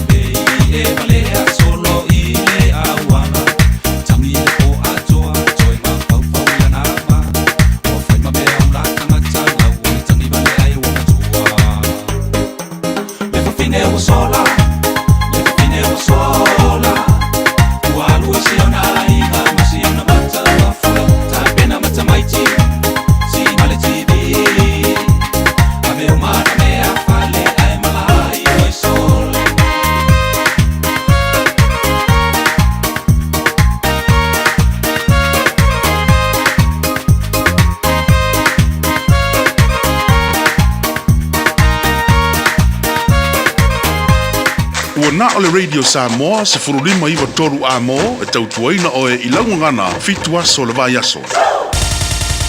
Usi mai ala whaafofonga o le whaapoponga fo ele nei o talafau mai Samoa. Awina sa mai mo oe e lau leiti o whalongolongo le Radio Samoa tasilima iwa tolu a mo. O tātou mafuta ele o ngā tutonu fo i o le nei vai aso whatalofo e si o tātou mutino o tala mai Samoa. O leo patoe a utalu fe furisai mai ilo e tai. O malo ni usila ma Samoa ni si o mata uputau o ele vano no fwai. O tunu e lua ile utu e sanga whaau au pea. So o tanga le lei o malo ile naunauta inga ia manuia le ati na e o tangata. O le sorua le vaya so nei sa wheiroa ia tuai le pāle mi o New Zealand. Le fionga ia tui sinave maulu matotua Christopher Luxon i le pāle mi o Samoa. Le sunga la uria le mali e toa le ua te apolata e wafosi. I le lau mua I Wellington e New Zealand. Ma whai ai tala noanga whaavao malo po Bilateral Talks. Lea sa toa e asia si ai. I mata upu e pe o ngā ruenga whaavai teimi. O fe whaataua inga, mata upu tau malanga inga le vāo tino u. O le whea inga whaawua Samoa ma New Zealand. Ma le malanga atu o tanga tānu Samoa. E no nofo I New Zealand le porokalame o le kuota I tau sanga te tasi. I le whaamtalanga tusia whaalaua I tele, ma I le ofisi o le malo New Zealand o whaino ai. Le whaafetai le pāle mia I atui sinave maulu matotua Christopher Luxon, I le te itai o le malo Samoa. I lana malanga talua I nei le wala ulia, o le se lau tau sanga wa atoa o pūlenga New Zealand, I motu o toke lau, o na o Samoa o le whai to toa lea, e uru whale atuai I te tonu o I motu. I le polkalame o ngā luenga whaavai teimi, o se tasi le o mafua anga o le asia le pāle mi o le tātou tunu, o tātou tangata o ngā lulu e i New Zealand, ona o le fia mori mawina o no fuanga o lo wha mautu ai. Whapere tūlanga ia i inga o ia ngā luenga, ina i saunga le mu, ma maru pui pui a le soi fua manui o tātou tangata. O le whaiunga o le vai aso nei u wha moe moe toi taliu mai ai i whanua, le taitai o le tātou malo pe a mai o nā asia no fuanga, o lo ngā lulu e tangata nu o Samoa i ngā luenga whaavai teimi. O lo a wai ma le minstau mta ngā luenga o leipa o lo i eile wa i o lea porokalame i Samoa, wha pe aile ofisa sili o lea mta ngā luenga i lo tātou o tino. O lo malanga whaatasi e foi, ma le kone sula o Samoa i au kilani, le fio ngā whemata palu salue whaapole lua. O saina leo tunu ua tau lai i aile sila sila, a leo tātou malo i le te minei pe mawai se isi la veai, e le ngate le tonga fiti o ngā sengase, ai o le mawai o vai mo fuala au. O whairoa i le nusi pepo le savali o le opulea le malo, le malanga atua i lea tunu o le minstalang o langa o le mtanga luenga o le soifua malo loina, whapere ofisa sili, manisi ofisa sini o le mtanga luenga e whaatala noa, vaenga tonu e mawhai ai, ona wha mautu le fesoa soni mai alea malo tele, o se pa anga tō tino a Samoa. E pēna sila fia o saina le tasi o tanu, o lo o maua ai le fesoa soani o fō mai, ai sa fesoa soani fō i lea malo, i se au malanga o fō mai e whaia tau tonga wha apitoa, le ana o lato whaia i lea ngā luenga ina ua mana o mia e Samoa lea fesoa soani, ina ua tuai maua se fō mai wha apitoa, e whaia tau tonga e sa i di ai mafua anga o mario ni tangata, sa su e ine leo leo le mafua anga. O lo iei le fuafuanga e mai a saina, o na malanga leo le minstalang o lango le soi fua malolo ina malana au malanga, i le atunu o intia o lo iei nisi o whale mai, o lo ave iei ngase mai Samoa e tonga fiti ai. O si itia tupe whaalu o le tātou malo le tausanga i le porkalame o ngase, e awina atu i whafo mo tonga fitinga, ma o se isi leo mafua anga o lo sa ili atua i atunu se fesoa soani. O le masina le te nei o iuni sa mori mawina ai se ata video mai mea po e ata. O le pamu pensini o le lama i matotua. Le olo o soso o ma le fere o loli netsla. Se ngai o inga se li televona ia se iai le ato sa iai tupe o le pamu pensini. A o sa vali atu ia se tangata whai ngā luenga o se tama i ta ima le ato. Ina ua uma na whai tau masiaki tupe o le pamu. O le ua whailo ai e leo leo. Wa pu eina lea li televou ma ua moria nei le whai o lea soli tū la whono. O mea pu e ata CCTV po o security cameras. O se fesoa soani tele lea i sa i lingo ngai o inga soli tū la whono. E peo na tutupu i lea tunu. Ma fiai pi sinisi. Fa pea fale o nisi o ai ngai tufua. Ai o whanau i a onga matangata mātutua i ngā ruenga. O talia nei lea so e tū la i lea tau lea el wham sinonga. Ai o lo nofu tau fia nei i le vai ngā leo leo.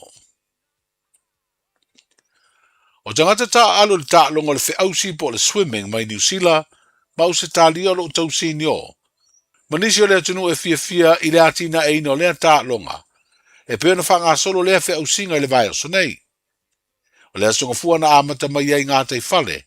O le fale tani malo le Samoa Beach Resort i muri whanua. Ma whiai o ngā sami i le fio anga o manono uta. O le solua na amata mai ai ngā tei fale o le malai wa lele whaavao malo i fale olo, ai tini atu i ngā tei fale, o le fale tani malo o le Samoa Beach Resort. O wha moe moe le solulu ma le stofi o le nei vā yaso, e si itia atu ai le whea usinga i si umu, i le no fuanga o lo i ai le fale tani malo o le sina lei, o na toe fo i ane ai lea i manono uta, maanga i atu i le motua manono. E to ono le au whea usi mai New Zealand, to lua mai au stadia lo tau sinio ai, ma le to lua sifuru ma le lima le au whiausi i Samoa. Stasi leo ta longa o mori mawina le alua lupea i luma ma to tere le tūpulanga televou le atino ua Fiafia e a wai. Ua wha ingoina lea ta milo sanga whiausi o le Festival of Ocean Swimming, ma e whaia le teimire nei tau sanga te tasi. O le Samoa Events sa te pena ina lea ta milo sanga o le ta longa whiausi, e pei foi ona sa ta pena lea au nanga tū maoti, le tau fetulinga po le malafoni, sa whaia I se vai aso ele I mamau atu. Se lau mare ono tangata tau wheturi na awai, ia mao nisi fo I sa tau sini o aia malanga mai atunou, he pe o Amerika, o Ausitalia, New Zealand, Saina, ia pani whapea mawhiti. Tala I o le nei o salulu, soifuia. Pui pui lau a inga I le tau malulu, au e te whaatali. Whaatonu nei loa lau tui ar fulu, a whai ngono lima o tau sanga pe o vatu, pe maua o e singa se tu mau, mai tanga, po maua fo iso walo I singa se tau manawa. E ma whai o na whai e fua lau tui ar fulu. Tanga ia nei le upenga te whailangi. Book myvaccine.health.nz e vave tui whai ngō fie.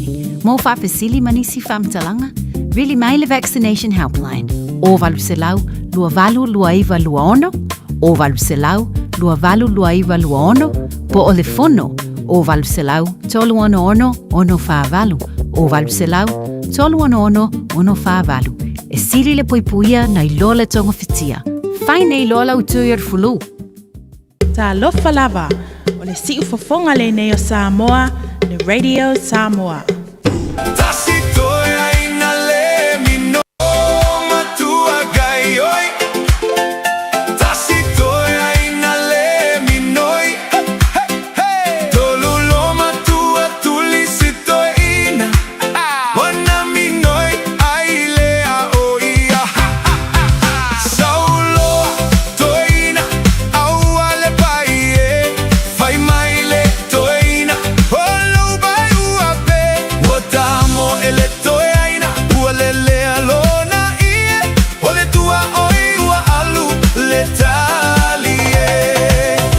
Matale misa, ile iputi, fai mai le lo matua, o aina inua, fai mai le toya ina, o tele iloa, ha ole fagu suka, ua togi a iloa, o e lavana, aua e te pepelo, se le a ilo matua, na inu e petelo, ua apale lo matua, ua tago ile salu, ayo soleto e ina, ua le fa malu, tasilo matua gaioi, tasito e aina le minoi, tolulo matua tulisito e ina, ona minoi aile a oia, sauloa toina, aua le paie, fai mai le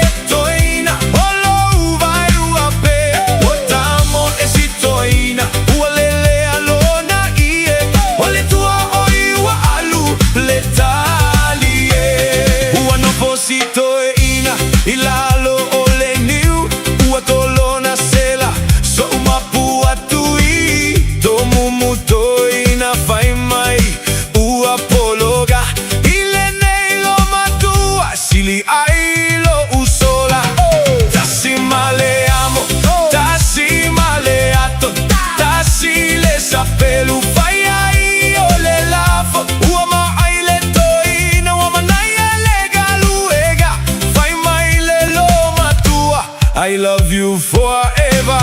Yo, fai mai le toa ina o awole pule, aya saule lo matua, ai fai mai o e boss, wale tusa ai male fia tama mama, fai saule lo matua, foi le la palapa, mala male tayo fai mai ale tafa, ui tale lo matua, fai mai alu fagale, va utali le toya ina sawa te popole, fai mai le lo matua, sawa fa mole mole. Yo, the old man shouted, hey, I'm the boss. But when grandma arrives, all his courage is lost. He walks around proudly, acting so tough. But when grandma comes swinging, he's not boss enough. He wakes in the morning saying, I'm going to Rome. Grandma gets angry, go eat the farm back home. The old man replies, please don't worry today. Grandma says, come here dear, don't run away. Tasilo matua gaioi, tasito aina le minoi, tolulo matua tulisito ina, ona minoi aile a oia, saulo toina, aua le paie, fai mai le toina, olo vai uape, otamo e si toina, ualele alona.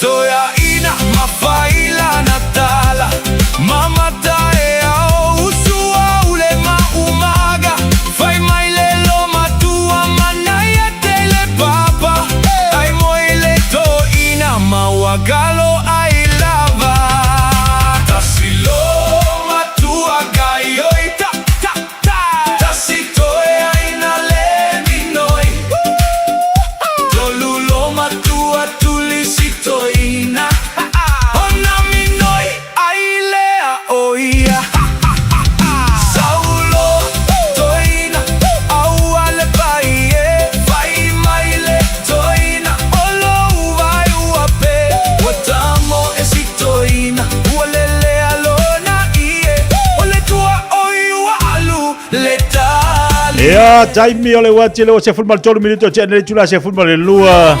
Pa ponga le tatu wa tinu le toe fasala wina atu tatu tala nare nei vai ngale uli. O le tautua fa o pele na le penga ngal mana tipi au tanga vaia. Pe ona oto to mai melo tupu tino le tatu wa tinu. Tale tula fitu le fia fena nei o le mfana to wina ati ant oe. Ia mai fa fonga i fo ila ia lea ile nei aso atoa. Ya te mawhulu le sifa ponga le sa tae o le tale tula e malu. Pangasolo pia diso tatu musika si fifi loi nunga tau tua malulanga si funga le Samoa. Ta sinima i vitolo a moa tatu pokala me Fiafia Mai. Pamalo ati diso tatu ainga lo mafuta mai Samoa le tasi ono tesi mal tasi famo. Pa talo fatu ma wolo fatu tatu tau tua i tono fale ainga i le maketi ale ngata fo ilea o unanga ma tau tua. Diso te mari o tatu watu no lo tau tu ina ai tatu Samoa. Ia fa be fo ila tau o lo ngā rue mafuta mai tono mau tamalawa tono tatu watu no.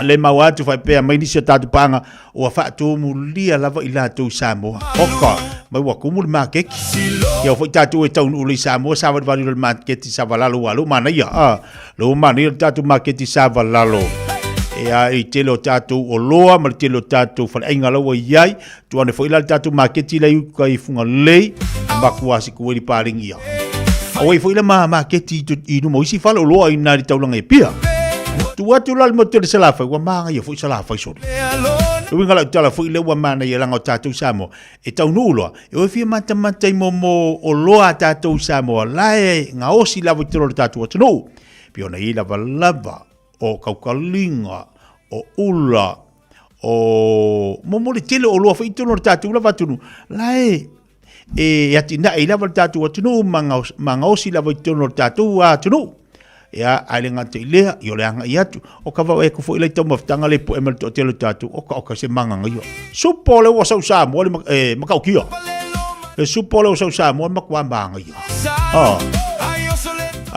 tilo lo le temine tatu va vai o le telo tatu tanga matua nei tamam tina matua ua yele langona wa fio fo Samoa o fio Samoa fio no foi e yele nei tatu tamam tina matua le wa o toi fo Samoa no foi ya ona la wala tu vai a o Samoa e makwa malo losi o la tu Samoa o le to ina malo matua e a lu alpi e fa mai ngi aya fo i Samoa so o ka se malo losi ko inga malo makwa pe alu i Samoa wa fo ila la tu ngai oi mana i le tau o toi fo i tino to ina i lavo i temi o le felo wa ia ala ko melanga makofi ia fili langa afa ia la ko mai langa ngiu afa ia mai sa ila le ulu ma ngai le kau yo le lo makua ia o to la tu lo makua ko fa manga ku ia nga lau fala wa asa fa lo makua ngi i ko nga kau ngi i tatu le tau malulu e pulu ia le palangi keke ia fai ore le io sisi kalango ai e ma alili ai a ole sa mo le malo losio nei tatu tamama nei tatu tina matua o ka se manga ia ku foi lai sa mo ala ku lo makua fai langa fai lau fala ala ku ko i ko langa konga i ala ku ko i vele langa vau ko fai langa pala au ai au mangi e ngofo fa ia la ru ave va de forma ai au samo e le ngio va ngi forma ale wa ko ya kiringa malo los swinga le ala fa peta tota ma ta to le fana i matua aku sa mo e le si ko kausi o langa e tatu te tilo fo de matua so i fu ala wisto in masido matua e lo te tu salala e la ngona e la uatino au sa mo e malo losi sa mo e ngofo ngi ia e le si me feo iai nga le mari lili Ia ma whapaururu le whale. Le isi se kalango inga le kiwi e maka aku iai. Au Samoa. Ia malisi mera i ni atatou. O whale i kau ki ngongofo. Ia whaasanga aku ili. O lale whamalama. Whaasanga aku le sipiko. O le whamalama. Whaasanga aku koi o le mukuka. Samoa o ile aila. Momo whale tatu Samoa ta lai lai. Kia kiri o koa. O mele kau whale. Awa mengi kamai. E wala aua kua le next door lale. E wala kua le next door lale. Lua. Peko arko inga ya kwa farungo fale ke wala ku nganga ba ko oresa fa isi do makua la langa ala fu wala fu ale do makua la ai ido langa wala ko inga kalau fa isi do makua mai oi yang fa tanga mai do lo makua la au karinga la lo makua le ko ngol fale le makua pupu ke dia karinga lo makua po angisi o ko inga la ka fa ko la lo makua mole olanga swinga lo yena tamama le tina matua fa ile manga ya se le manga a fioto ina malo matu Samoa ko ngina pasi se o se uma fo ka maruru ko yo mai pe fa pe na fio vai sko mo se lo makua oi ka fa ma vida pension wa ngai la pension ai ka le Samoa o la ya la ua ai lo manga ai ku ko ngolo makua ngai malo manga pension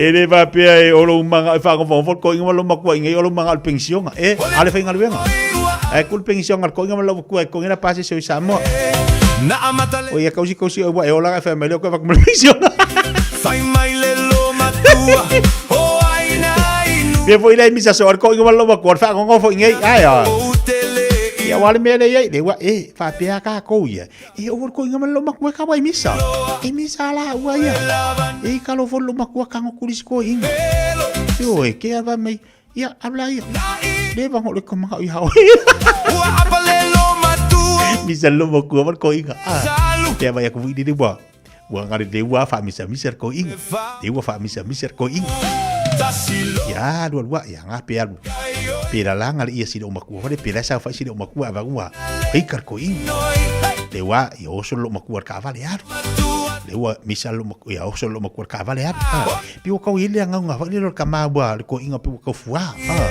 wa ka fua ko inga lewa adu lo makua yang al sawa fa misa aku sala lu si lo makua fu ile le fa tau ku sala le fa me fa ka wo de fale pi ale fa me fa ka yang ma wo ko inga me nga sa ko inga pi wa de fi da so ko i lo makua pi ko mo me nga le fua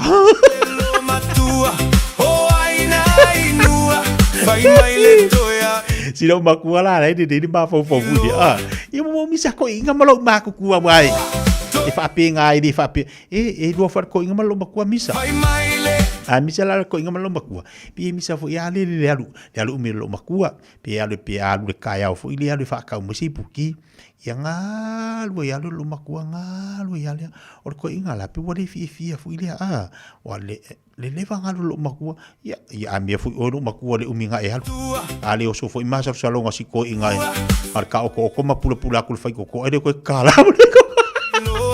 ha ole fagu suka ua togi paula lien merga le fuwa si ko inga ya amia fo le va venga ngofo de fale a bo de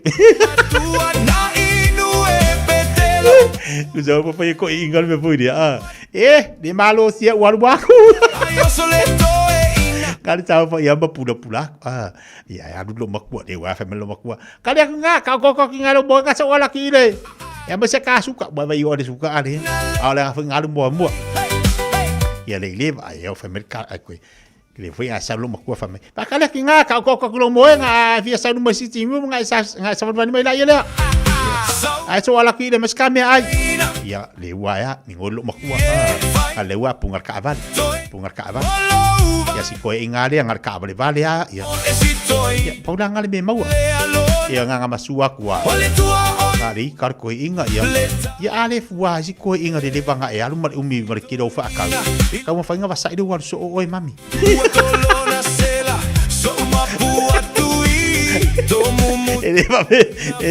mami kamu fasa ya lu fai mai so Vaya ngai malu sel ko inga usola tasimale amo tasimale ato boa ya ko inga fai mai de fai ka sa mali ngai loa sau o sau ngai loa ko inga sau o fasi ko inga lo makua ia o inga wa pupulai mal Salvador ko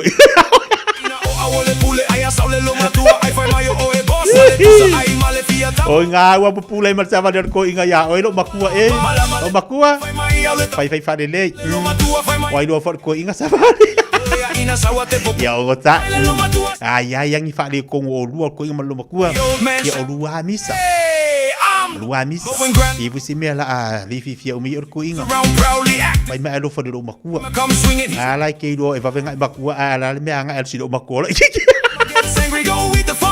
The old man replied, please don't worry today. Grandma says come here dear. Ai wa foi la ko inga o ke ko inga foi wale wale ma venga fe mai ngale le wa ma va lo ngwa wa fe me ke al.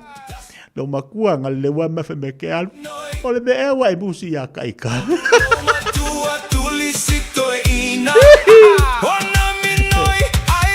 Pasal salong ko inga. Ai fa lo makua ma. El bele o e pe wa vai menga lo ko le fale le wa mai alu. Ole me wa le manga o ya kaika.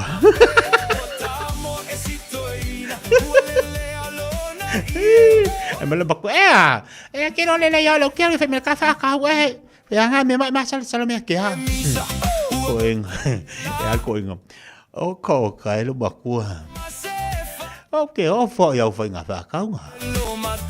Que vai o le nga suka me ke alu. O me ai me ke alu.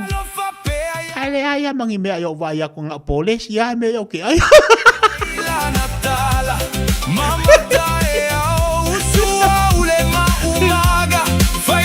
Le voi su e aku ka pengisio nga e me la ukala wole se me. Ke o fo lo makua. O makua. Ke o fo ngi me wifi ya. Au le anga lo fia fai ko.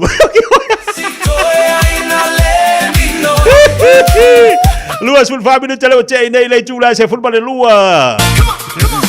Ai ma lo makua. Di hai o ke fa penga ya sau lo sia uhani sa kis hani. Sa sia uhani kisi. Nga pa ya ko kisi abare kuru ko inga. Ko inga. Yo fai bani la oli. Luas full 5 menit che le chula se football lua. Pa sau ka mafkanga.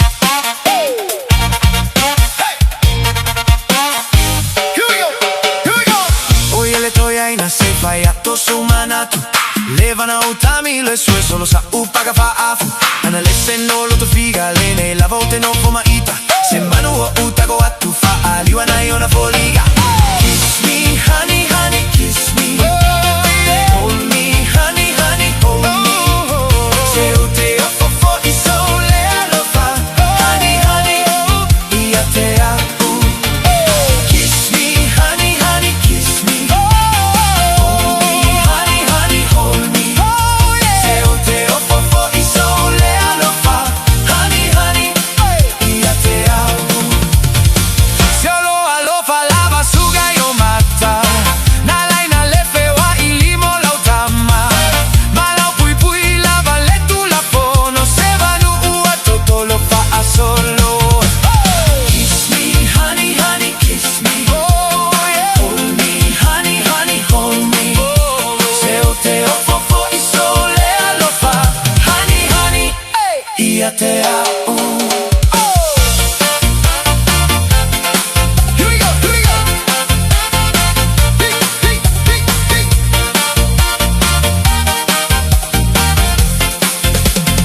malo atu tatu po kala bela foi fala inga pola unga sesele ne foi oli.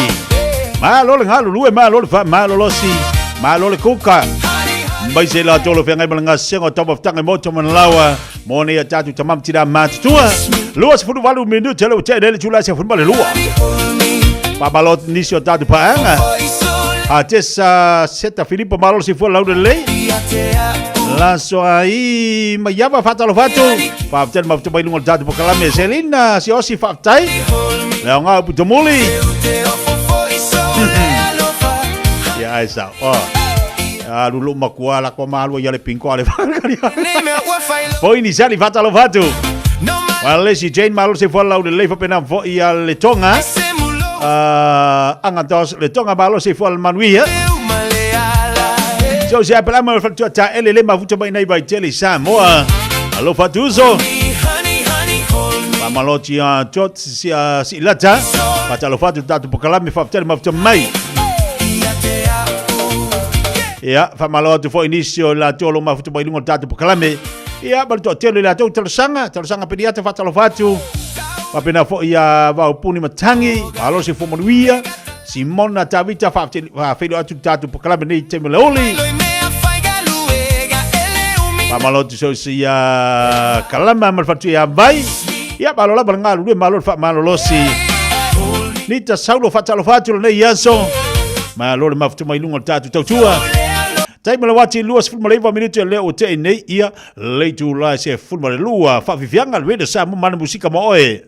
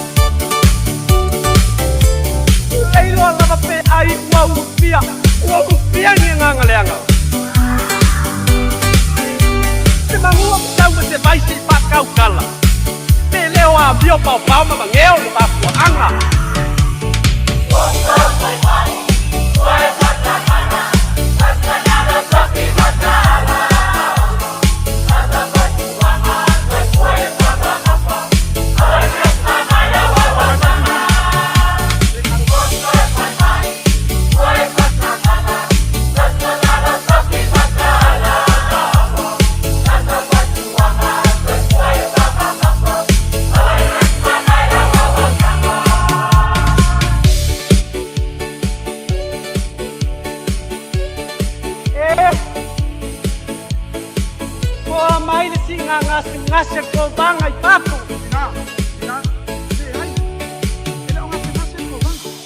Ala e mer ko banga I mo po. Oi. Ele o mai ko banga. Oi. Le ai ala fianga ko banga na sio ko la e mai no mai go. Ele o lo mo le ngai pai. Ala mai no banga.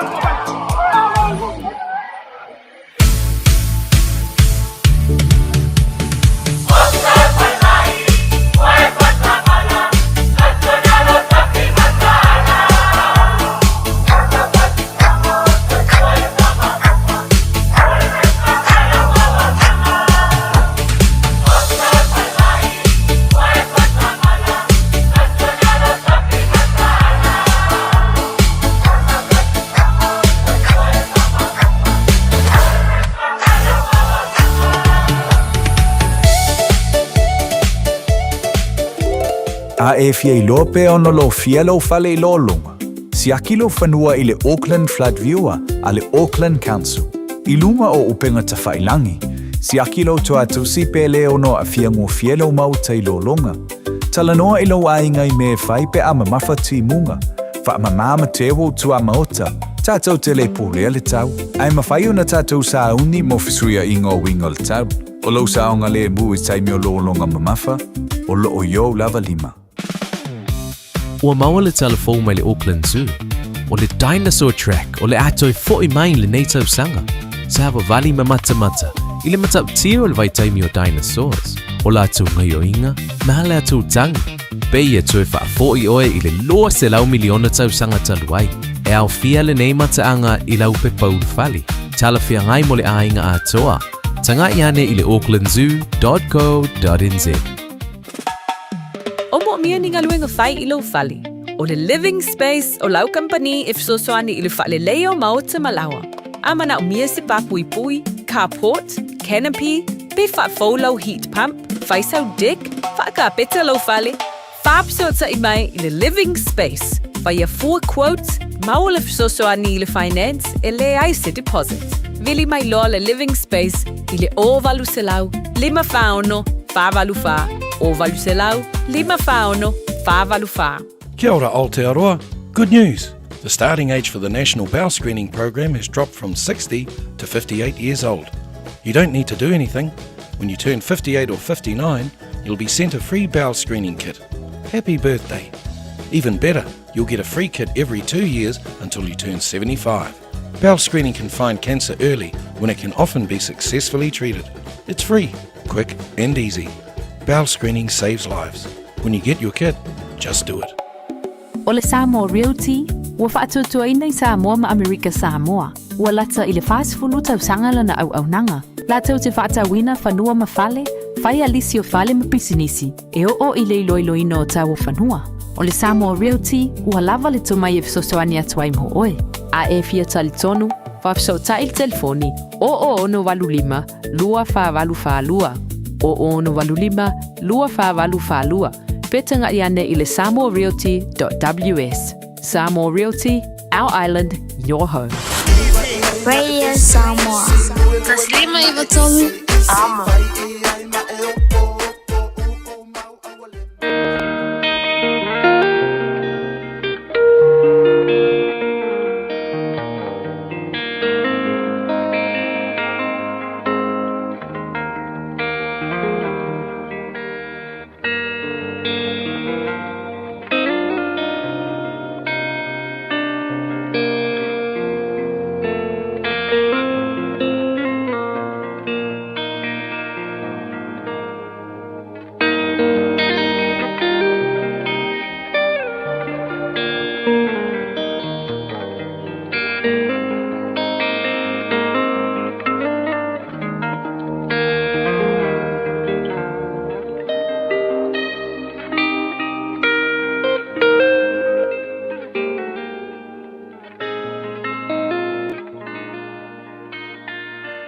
Lui tau mō le aso. Manao a apo. I le tō vine a Nāpota. King Ahab wants Naboth's vineyard. Mua le tupu, ma tā upu e luas fulu ma le tas, a olona foi upo e lua.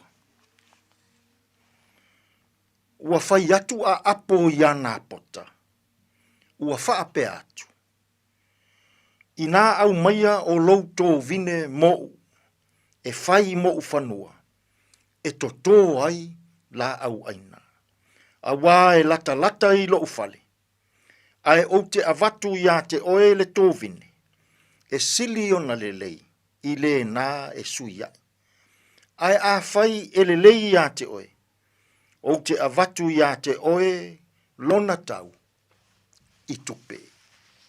Manao a apo, i le tō vine a nā pota.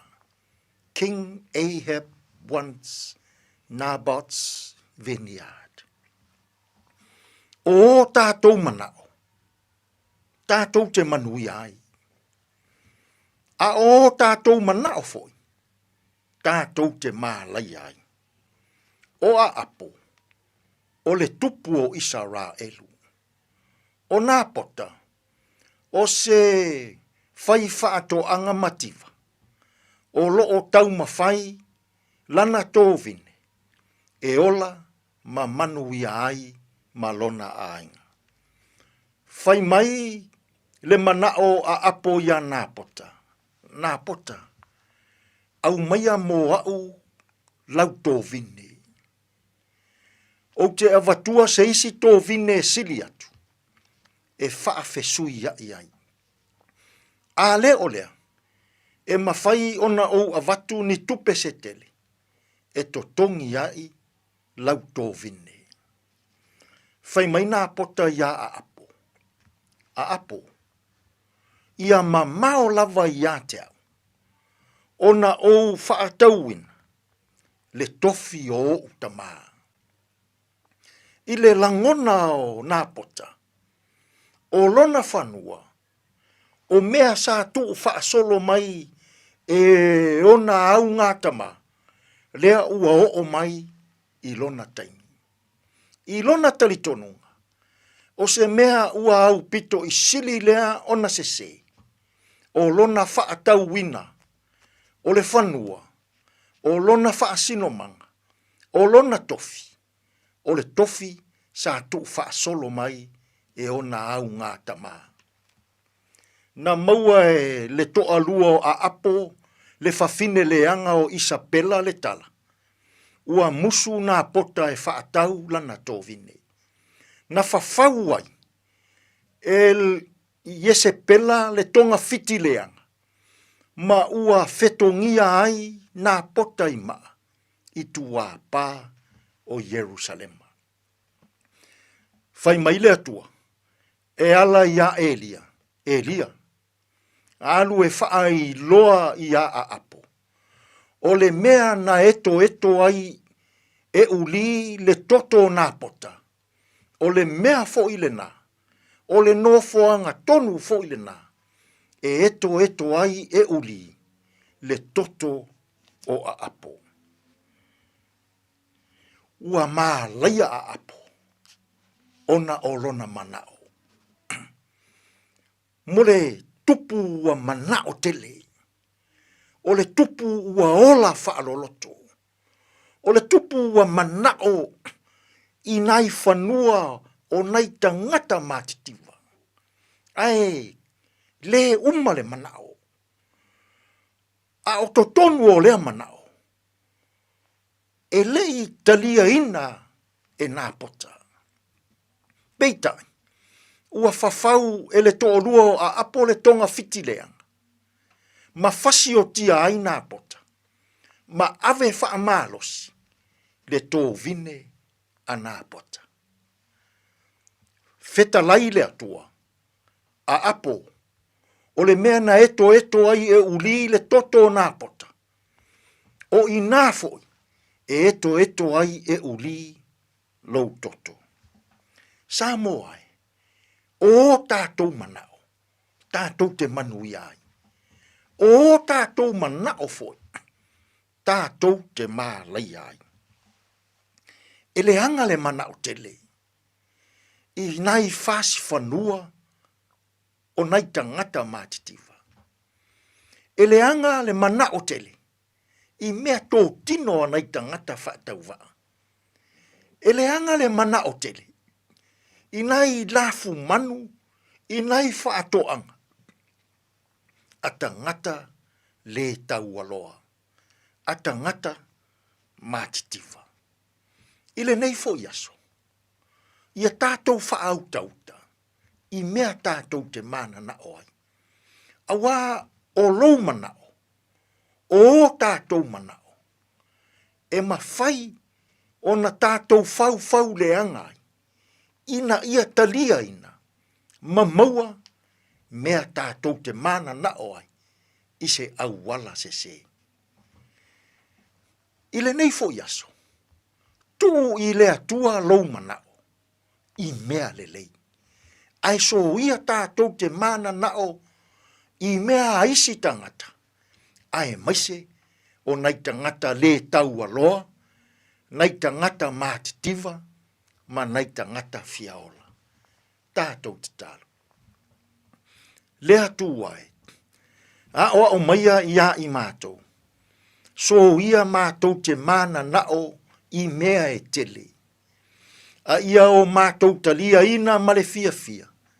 Mea i titi ua o mātou maua. Fesoasoa ni maia ia mātou tautua ma au nanga o le nei aso. E tonu ma le lei ai mea uma. Lou lafsuafa Iesu lo mātou walii ma lo mātou whaola. Ua mātou tatalo atua i nei. Amene.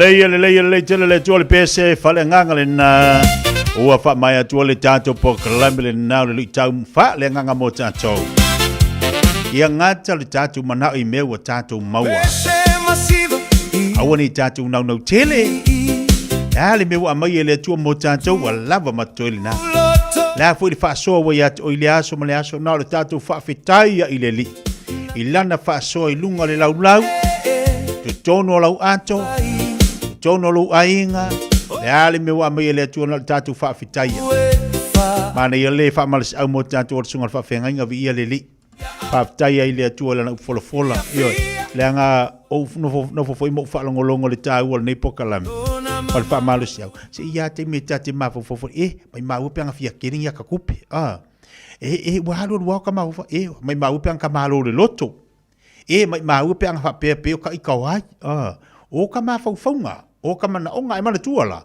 nga o ma fonga a o lau I ma le vai nga fo ile mo le mana o nga le loto mai mau pe anga mai mau pe anga malu le loto mai mau pe anga fa pe le ka ke malu si milionga se mangwe mama ngau ko ingo tato loto mana o ngo tato loto ale mana yo le fa marsiau ia ngata le tato mana I me tato mau le ale me avatu ya oi le aso mo le aso na tato fa fitai ya ile ai o fo ile siaso te amo fo ile tu li si mesilia tu mo ya la na ya fa fitai fo ile tua ilana u fola malan fa malos le ale me wo ila tanga le nei ya oli ya fa fitai le li le ale me wo mo wo sa tau ma tanga le yaso fa fitai le li le ale me wo ko le pensi ngi yaso fa fitai le li ya fa pe o la unga ruenga o le tupe wa mau atu la unga ruenga nei yaso ngale fa fe kaya a fa pe fo ua e fa sanga ini fa fitau li mari me tupo le nei yaso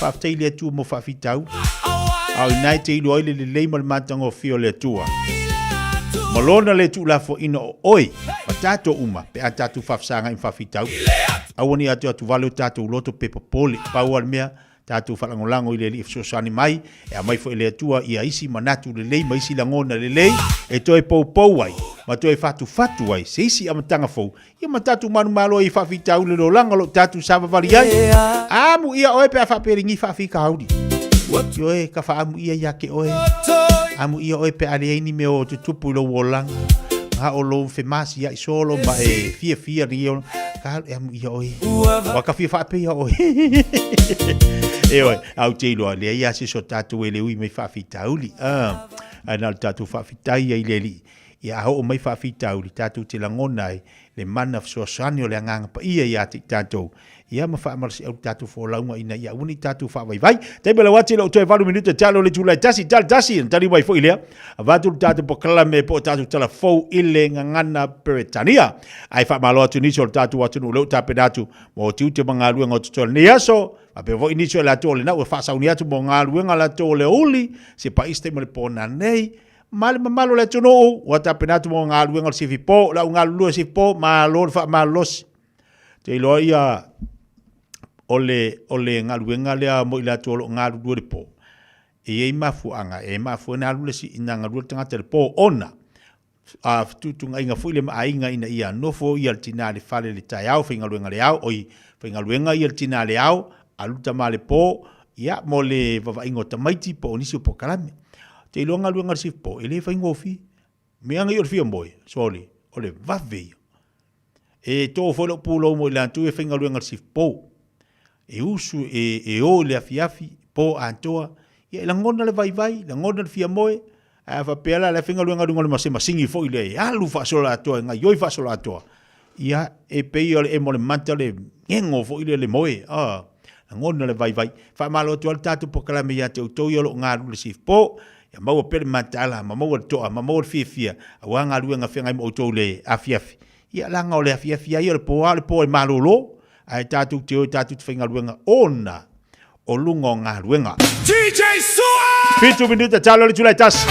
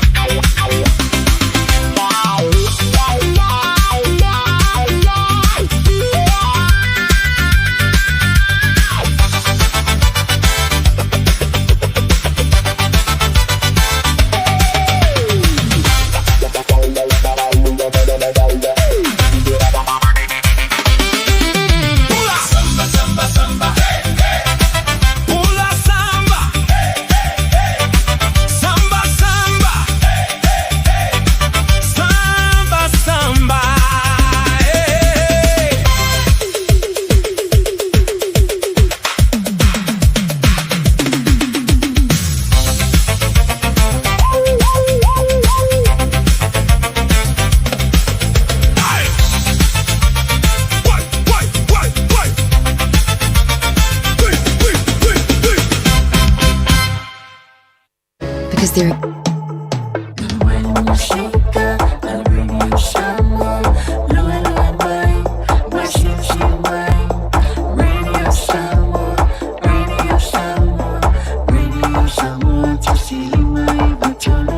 Radio Samoa. Radio Samoa. Tasilima ibatolu. Amo. Radio Samoa. Tasilima ibatolu. Amo.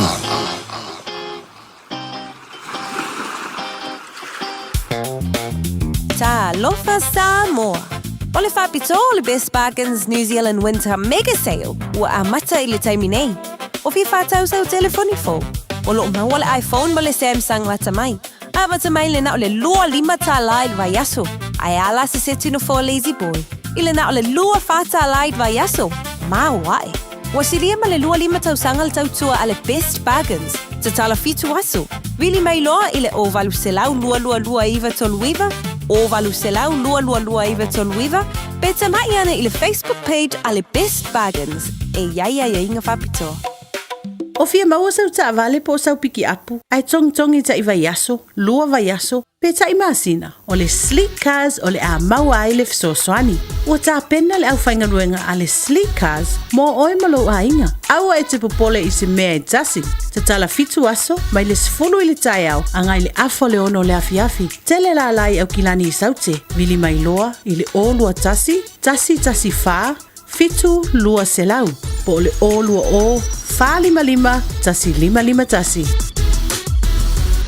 Tā lofa lava o te roa. O le tala fiafia, ua whaiti jenei tausanga mai le ono se fulu 5 tausanga le matua o le soifua. Ua whaatinu nai po le kalame o siaki ma wha ata o le kanesa o tau fale. E le esenga le winga tele te whaia. E au lia lo le 5 po le 5 tausanga le matua o le soifua. O le alafo fu atu i lau pusa meli, ia le pusa mo susu enga ma wha ata o tau fale. Ma wha manu i atu lo waso whanau. Ai o le vaenga le leiai. O le a maua fua pusa ma mea whainga luenga. O le whaatinu ina o ia ata masuenga e tai lua tausanga malafu atu. Se ia o lava ina i e au lia le fitas 5 tausanga le matua o lo soifua. A vave iloa, ma maua a unga o le kanesa i le amatanga. E suenga ma wha ata o taufale. E mawhai o na tonga fitia ma le manuia. E le aise te tongi. E vave ma whai ngofi. O suenga ma wha ata o taufale. E mawhai o na wha sao ina iola. A maua lola pusa. Pai no.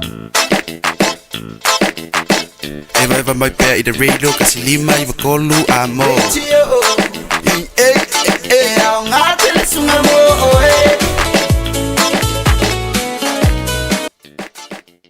Lonu ue Samoa e wai la le i le vasa.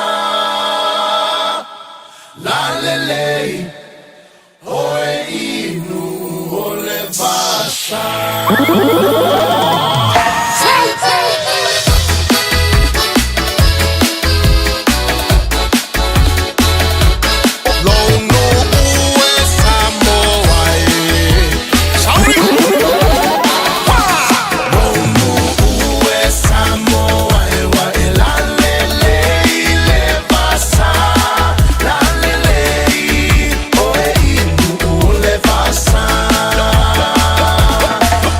Tell me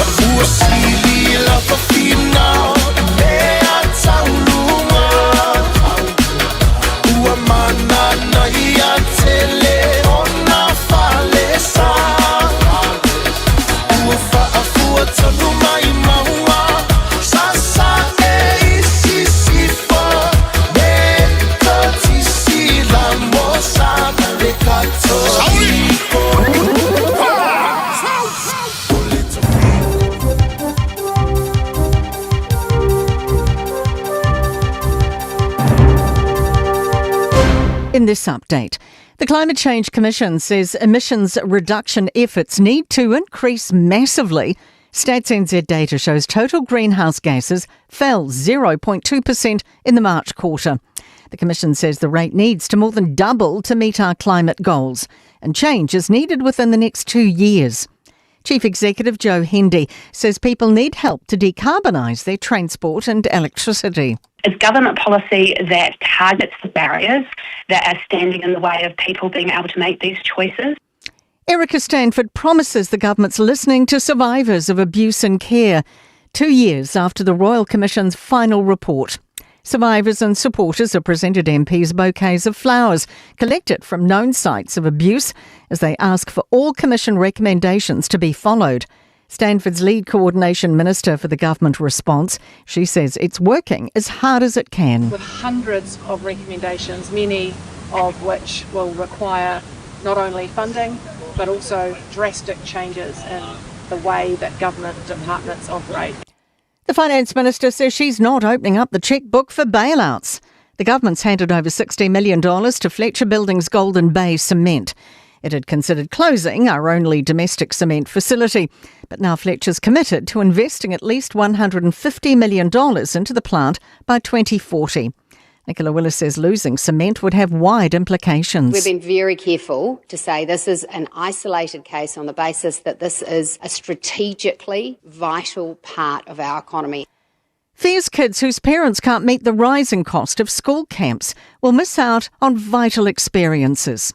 Papatoetoe Intermediate cancelled this year's camp when only 160 out of 750 confirmed attendance. The 3-day trip cost $360, double the price tag of 5 years ago. That's news. In sport, the West Indies are 126 for 4 in the 27th over, chasing 269 to beat the Black Caps in the dead rubber 5th and final one-dayer in Barbados. New Zealand lawn bowler Shannon McElroy believes the streamlined format of the Commonwealth Games competition heightens the importance of each contest. He's rolling up at his 5th edition, starting Friday night our time in Glasgow. Only the top qualifier in each group advances, so McElroy says a strong mental game is pivotal. The Wellington Phoenix women have made their first external appointment of the A-League off-season. American wingback Cam Pickett joins after a debut professional season in Iceland. That is sport. I'm Raylene Ramsey. Faiste fuanga I ta pena ilo ainga mololonga. Tala no ilo ainga I le mea I fai pe asi itiale vai au ta folo fali.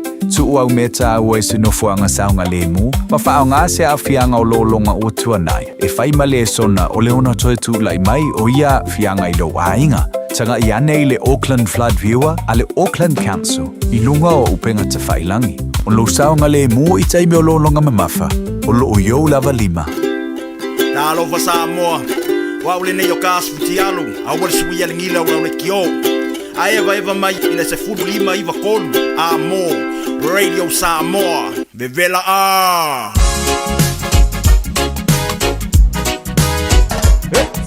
Come straight from the music of the rhythm of your politics.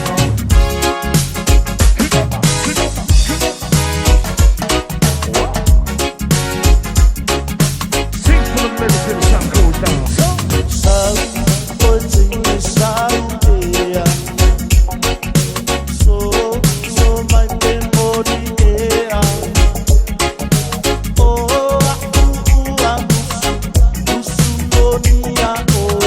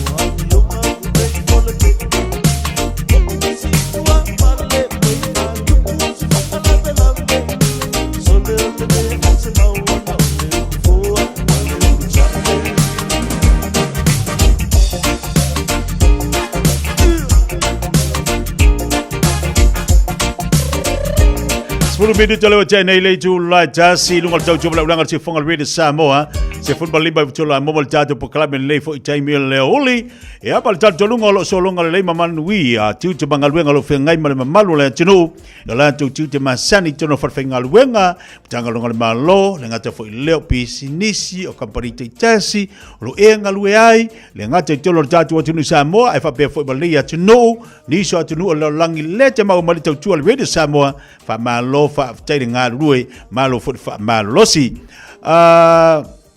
o falongolongo ile se tasio saunoanga a toksi mai pasi tasio fale tua i nei ile whiloa ingana whiloa iai ia le nā malanga mai iai le tai ia le malo le whionga le palimia le sunga la aulo le mali toa e whiloa iai ma company ai mai se o alo mata mafana o le tatu atu nu leo mai ngalunga whawai le mana ia la o le whiloa inga lea ua mawhai o na whailoa iai e se tasi o tausi soifua se tasi o tausi mai pasi le whawhita auli o tupu nei foi i alo mata mafana o le atunu o lo anga mai ngalunga whawai taimi o le autu o le saunuanga le tausi mai pasi o le soifua malolo ina e te tau ona iai ia le tangata, e te tau ona malanga mai.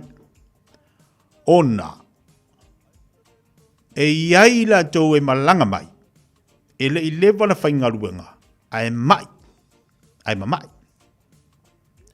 E avatula le whare mai. Ia, wa iai, e iai la tau o lo iai ngase, tu ngā, o le pulea. A e sua tunga, o iai la tu e pei o le mai fatu. Ona le na ufalongo o fofola e le whaletua le tūlanga o lo iai ia mai o lo matu le whale mai o lo ngalue ai. O le langona lai le whaletua e vai alofa. Vai alofa ni a tātu tangata o le avatu le whale mai. Ia ele mawhai ona iei tonga fitinga e whaatino inai. Ona e le o nofo mau. Tūlanga whapena. Le whai mamla mai tātou. O le mea lai tupu, e toi whaafo i lai Samoa. Le ala mana i ala whesiria le taita le malo, o ato i ngā ngase tu ngā i e mawaini so i lanto. Ia le na whailoa le tausi mai pas. O i lanto e afoi, e afia le mai fatu. I aini so i lanto e watu a afia le kānesa, o lo afia le kānesa. Mantua lai le tasi se to i ngā kāngesa. O isi mai o lai watu lai mawai. O vaenga la le na fa soalo ia le foma ia anga i le taite o le malo mala malanga ina ia mafai ona toi tilo ma toi vava ai le iai ai le awina mai a tatu tanga te tono le ia tunu mana ia la le vaenga o le mafai ona fa soie ina ia mafai ona au mai tangata e le o maua ini mai tunga al fisiri foi la le na ufarangolote fisiri foi la le tulai mai e fa fea na faidi poti ani tangata au mai. E fa fea ona faide latu li poti mai le fo mai. Lea au mai wa tawa na faise li poki faida le fo mai. Mo le soifua maloro ina lea tangata, ma lea tangata wa o lea sawe fai ngā luenga. Alfisiri na, fa fea langa mo mai li poti o laili lei. Fa fea na faise li poti. A o lea sao mai ai o mai nei le lewa fai ngā luenga ai mai loa. Pi ole mana ia la ole malanga mai al taita ia la tunu. Male la tau malanga e asi mai. Ina ia tatu tangata ia e malanga mai whawai taimi. Ai meso company ia mafua fo ia nga iai. Ia le whata tau e te tau o nanga ia le tatu malo. Ole vaenga mana ia na i lau ia fo iwa ai male malau tilo malau whalangolongo. I le whilo inga le taita ia la tunu ai maise. Ia ana ialom tama whanau. Ia waimoni o lea watu li poti. A watu li poti o lea, malea. Mele tutupu inei. Ia o maua le mai. A leo mana ia. Lewa sau sao ale taita ale tino tilo ia tama whanau. Lewa ama inei ngā ruenga. O lea le meo iei o saonga le mu. O le leili whatinonga ngā ruenga. Ia a lewa watu ma le li poti. Nisi o ilatu o lo ngā rue i whare mai. Lea watu a ia tatu tama whanau nei. Lea lai mana ia. Lea nana whaile whailoa inga lea.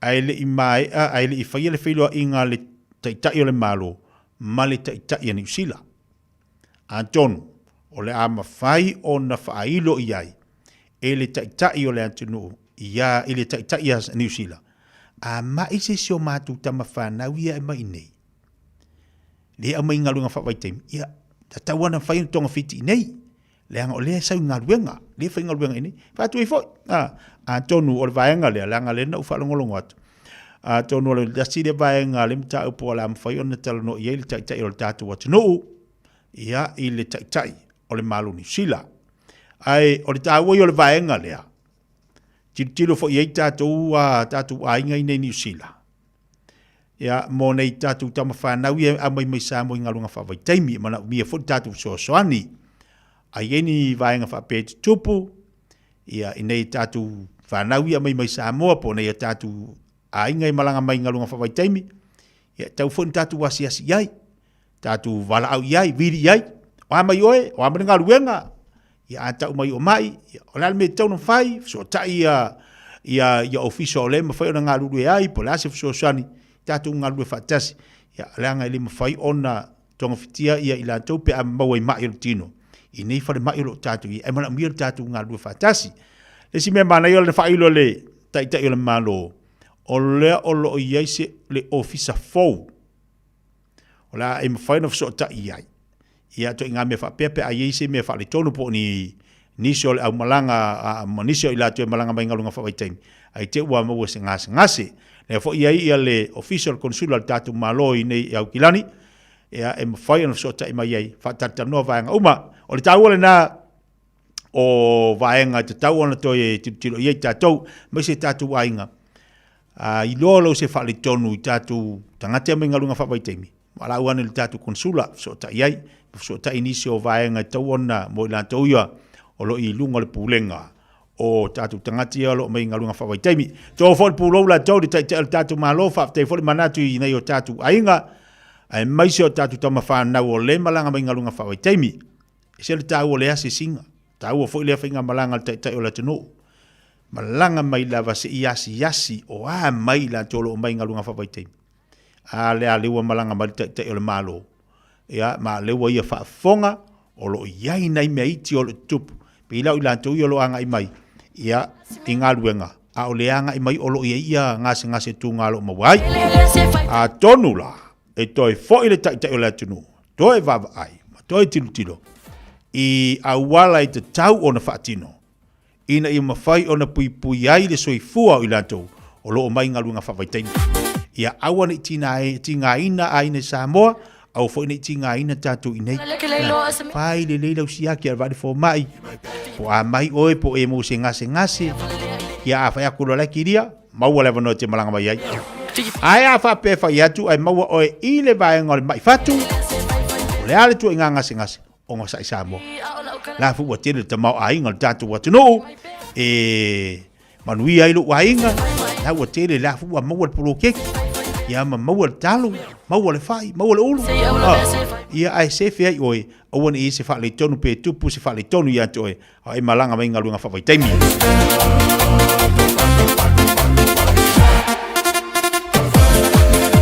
Ia ai, maanaia a talu si ia, mone tatu tangati i oe, wai le kalangofa ase si ma se mai. Wa anga i maila tu i ngalunga whawai taimi, ai te ua mai se sini. Tau ana whainga tonga whiti, ia ai le kako ke lo e or kanga kako ai nge malanga mai a le mo fa a le ngofo mau ia o le lo fa ta tu te ave fo ile fa mai ia ta tu te lo a me le tup i ko kong de pi ia o se le manga ave lo ka le va fo mai o nga ia mo fa o nga se fe mai lo so ifu ia o ni ta tu va i tupe o ta tu va i tupe a ta tu va ile lo fa o le alofa le na, e tā pena i le atua risi fai tutoa. Wha manu ia te oilo wanga le tangata, nala ale abad whalma. Ia ai mesena i tātu tangata, tālo si e ia. Ia alu wha pia mengi New Zealand. Ia Samoa, mai fua ma o kou ia mai e ka wha mai ku ainga ngei. O inga le ua ia, ngā le mai olo ka anko Samoa. Sau nge vai ei oi. Sau wa me sau buru. Wa me sau buru, au wha mole mole. Luas 10 minutos te dele July Jasi. E vai vanga mo tātou le nei fu teimi o le oli, le anga i atu le atu i tūta manga nuenga whai le mu, whai si malu lua le nei aso. Peo se teu fungala au. Awalo whatoi mo la tō le nau atu amtali o la tū whai walo filima. E mai se nai awe ta amale. I lunga la tele whai mali lau sa. E peo se teu fungala au. E tu mai luga o se lau lau. I luga se lau lau. Ua puaina lo na manogi ele sau. E peo se teu fungala au. E tu mai luga o se lau lau. I luga se lau lau. Ua puaina lo na manogi ele sau. Liu sua vai e loto ma feliu liu ai. Se mea ama fai ai ona feilo ai. Ua sou o levasa. Ma ua pesi mai le matagi. Pesi mai le matagi. O te wha moe moia oi. O le lave ai. Wato ululu mai. O le sau mai e le monie. Wato ulule alofa. I luga o ki peona. Wato ululu mai. O le sau mai e le monie. Wato ulule alofa.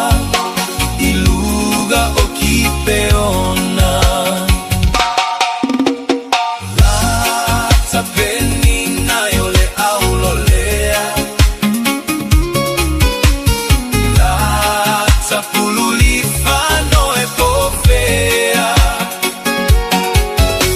O oila umana mea ele fa agalo ia sofaipea. Lo ufiafia e ualega tamailea. Lata penina yo le aulo lea. Oh, lata pululi fano e pofea. O oila umana mea ele fa agalo ia sofaipea. Lo ufiafia e ualega tamailea.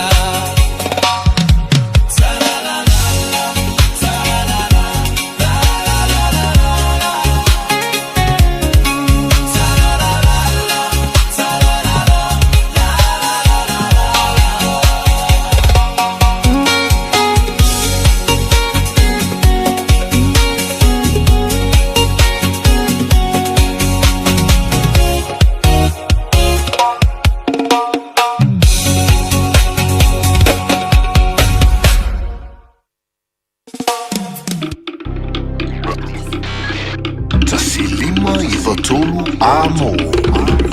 Radio Samoa.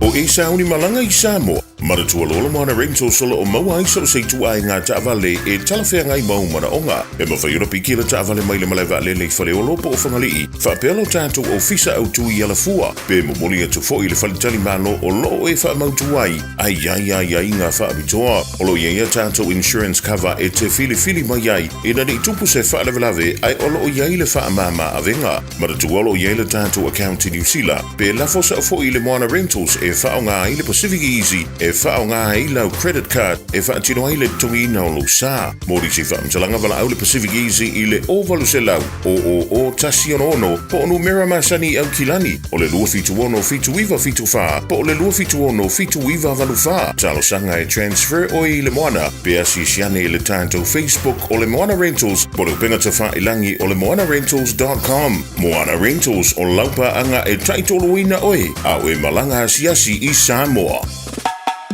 O mo mia ni ngaluenga whai i lau whali.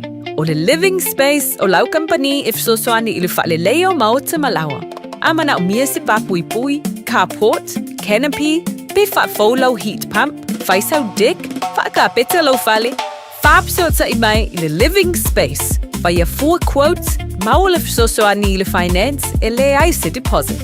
Vili mai loa le living space i le o valu se lau, 5 whaono, 5 valu wha, o valu se lau, 5 whaono, 5 valu wha. O tau sa ili se sa mo lo ainga. Po tau sa ili sa masini tutua pe o le Hilux ma le Ford Ranger. O le au nanga ale kaseti e whaafai mo fie mea uma. E te alu malau ta avale, ua e malie atu atoa. Talia le titongi vaiaso, lua vaiaso, pe maasina foi. Tu atoa lo whaatu atuanga i le kaseti te tala fitu aso, tu atu si fitu tasi, East Tamaki Road, Papatoetoe. Telefoni lua fitu fitu, ono fitu lima fitu. Lua fitu fitu, ono fitu lima fitu. Le Shine Dental, susu mai i le latou falefou. Wa te le ma matango fie, il faya fole siaki au oloa, fa apele ni fa pie tasi. Moe wale stala mai o fou mai i le Shine Dental, i le nau le 5 selau i vaiva tala. Faya 4 quotes mo le wins ma le ACC, pa tasi ai ma le fai fua o tong fitinga, moe sful waluto sanga ngai lalo. Le Shine Dental, hafia mai loa i le 575 Great South Road Manukau. Telefoni lua fitu fitu ono fafa, lua fitu fitu ono fafa. Shine Dental, your smile, our passion. E ya inga fapito.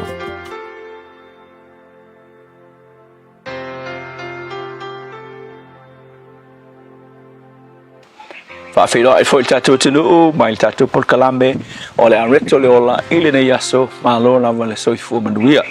O le Ioanes fu farfau pe ono i whapea ua fetala i atu Yesu ia te ia o au nei le ala ma le upumoni ma le ola e le alu atu lava se tasi ili tama pe a le ui mai ia te au. O le upumo o le aso le nei o le fesili e whapea ai se a lava e te mo o mia ai Yesu. O Yesu ua fatusa ele tuspa ia o le awala lau papa ua na toe ko netina i tatou i le tua. O se kep o se vasa iai mafua mai o na ua whaina le tangata i le angasala. Ai o Yesu la ua sau ua ia koe sosoo le mea na motusia mai le amatanga.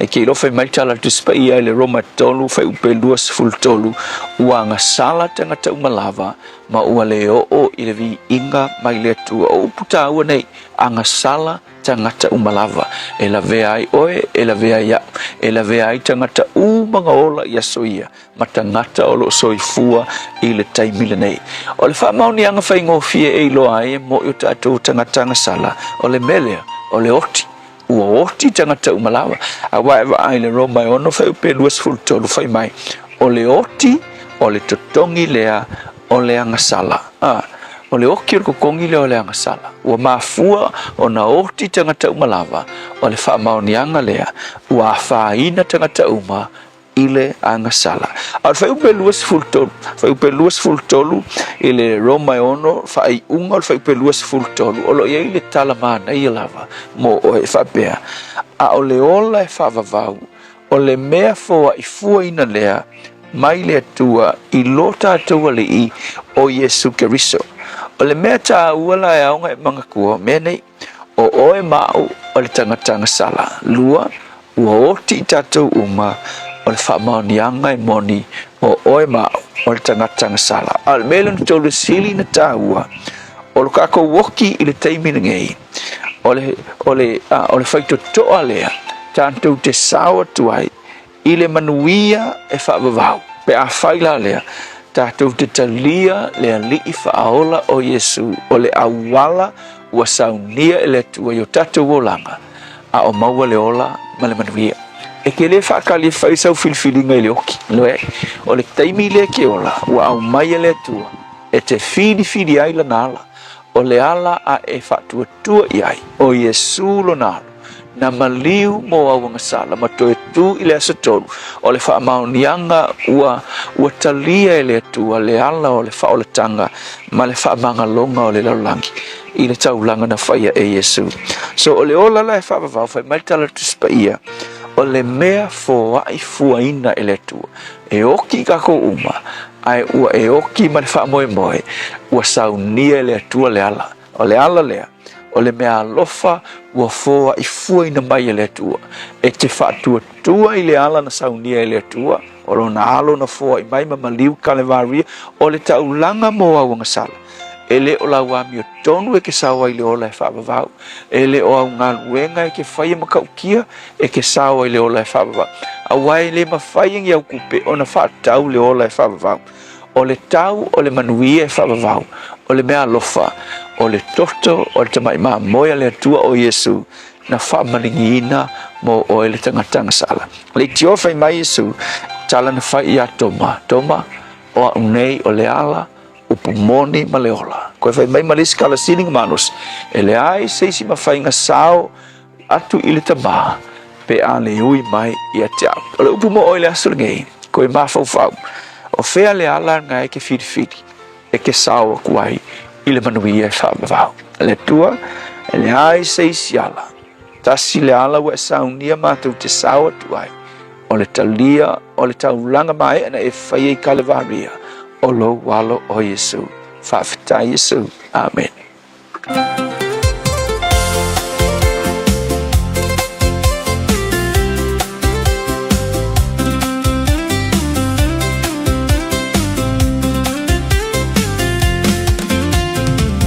Naisau ilo mamalu au mai ale filemu mo ua mavaelo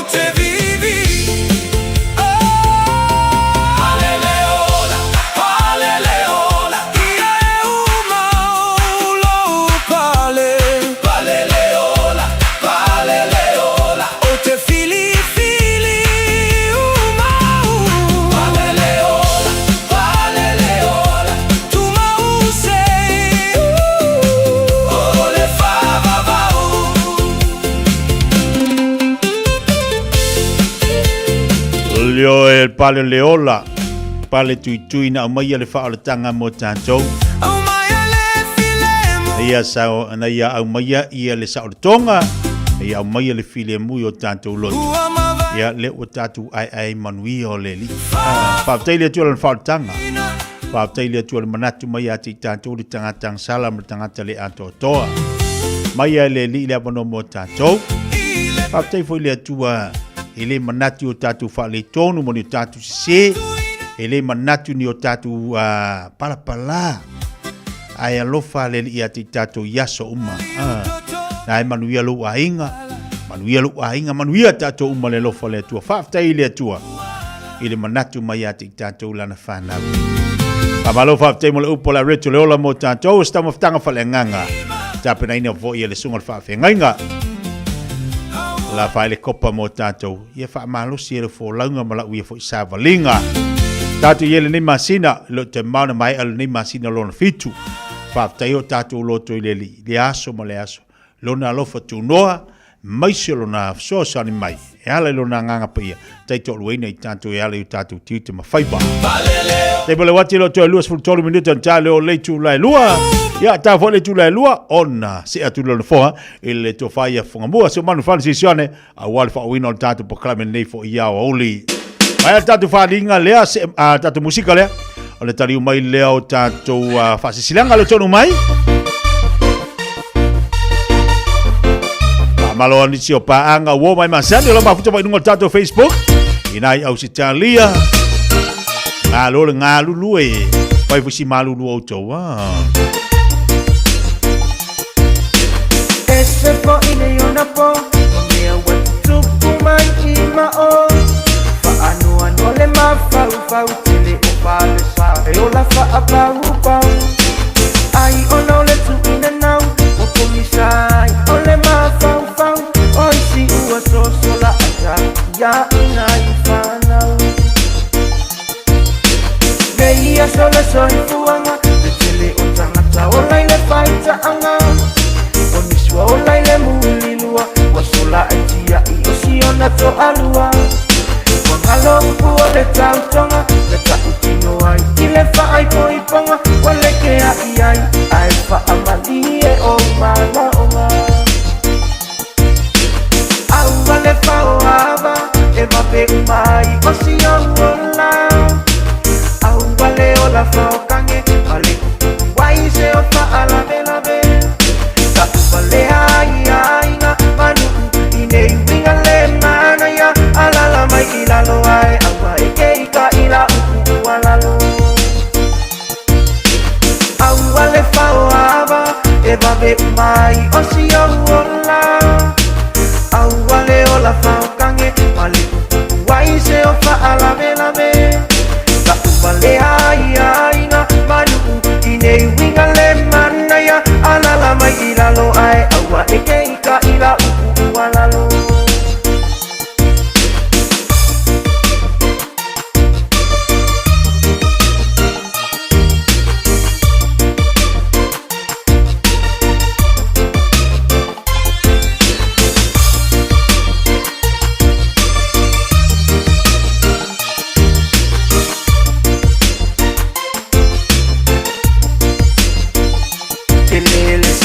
Why I Samoa, kama itengi kuyoi kama lonoa.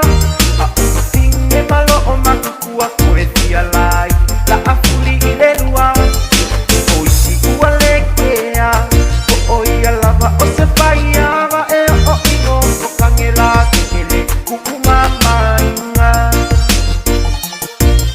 Kele kusilima, o so uola fia mama. A omea olo o tukutu ilo kaku si o mama. A olenga fo ila mai ke iloa ai ke musu oe ke kautala male pa ai iloa te I kautuku ai la mea makanga. Awale fauava e vape mai o si ola. Awale ola fau kange male kuku wai se o fa alave.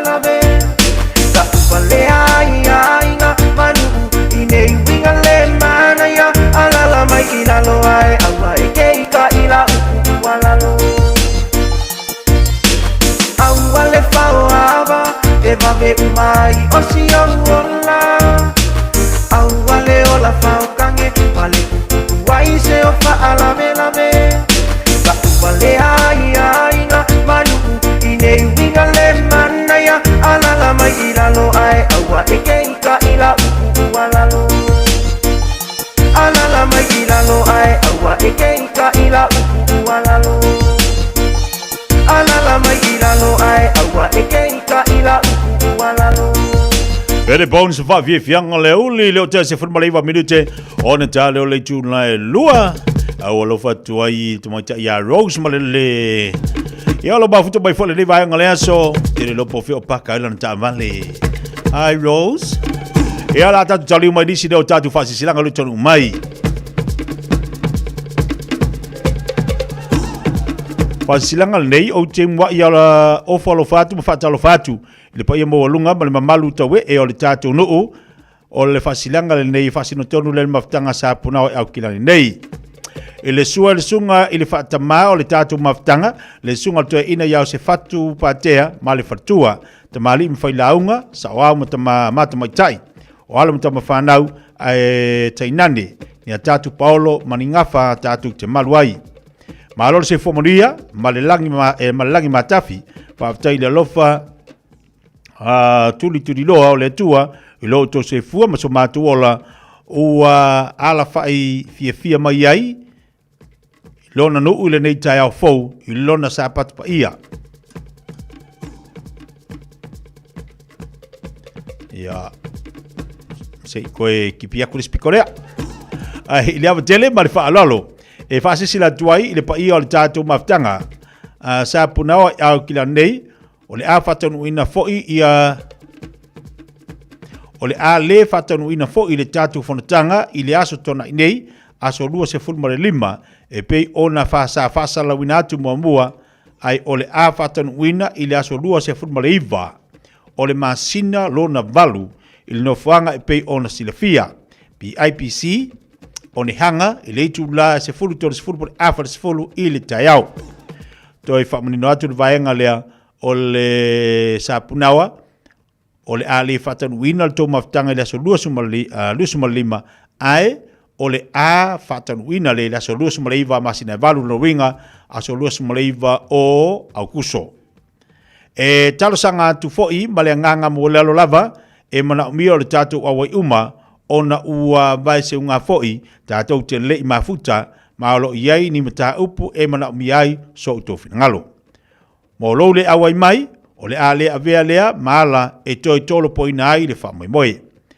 mole fa mana tu at foi la fonga masina tai a waso to fonga tamafa mo le aso te talo pe ile atu tai manu ya tuai lo to se fua so ma to wola e tatu te felo yai ilo na lo fa mo nanga lei mo fa la lava sai ni le nei fa silanga e le afionga e le te fono sui te fono ma le laula wa fono le tatu maftanga Moniso famtelanga wala wane le olo lua lima lua tasi maluiva toruvalu fa lava.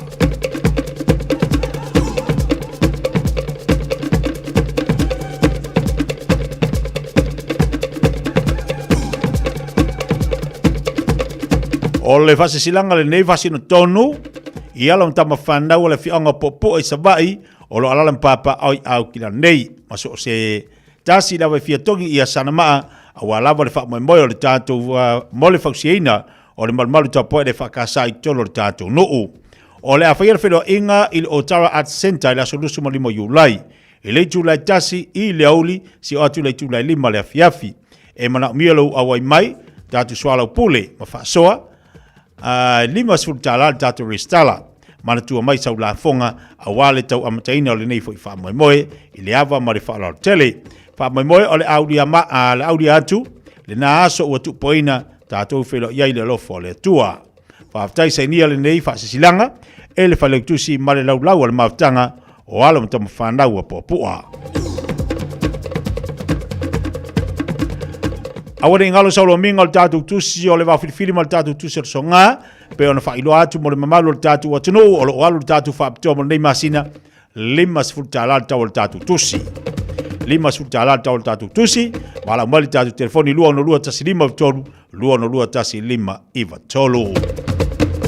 O le tātou sumpa le no excuse sumpa. O le awhai le tātou sumpa le aso ataiao i le awhale ono i le no whanga o te puke hall i Otara. Otara. I le awhale ono i le afiafi. Lono winga le afiafi ataiao o le awhai le tātou sumpa ina i le te puke Otara.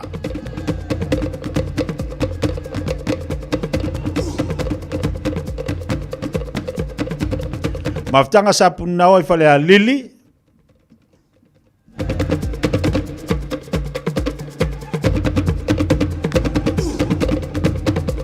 Ia o tatu whase silanga na naua toi sui mai, nau toi sui mai tatu whase silanga na sapu nawa.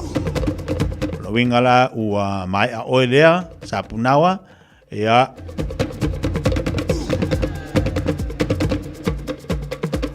tasi leo tatu whase silanga whase no tonu ili yalom tamu whanau, po ilato uma oe na soifua mai ili tinaya ana malaya sua ti linga foe o sale la valu. Ua talo hatuma le nganga whaalolo, o le awhaia i al tātou whilo inga, ona ose mta upu tā ua, ua tūla i mai tu tono le tātou a inga i fotu ngaruteine i sale la valu. O le awhaia lea i la solusi mo lima yulai, le tūla sima lua le uli, i le nofanga o le Fits Full Weekman Way i Mangele. Wha mole, i a whautangia mai al nei whaase silanga tā ua, ma o lo le awai mai, o le a le tu uai i a whingalo, e au tasi i ai le tātou a inga. Maurisa whamtalanga wala umari telefoni le olu alua, onu wale whaiva le tolu. Wha mai mole a tātou fisila wha iai le alofa, ma le anga le leio le atua i le aso whaaftai, sa inia e sua kalolo pese si a opo.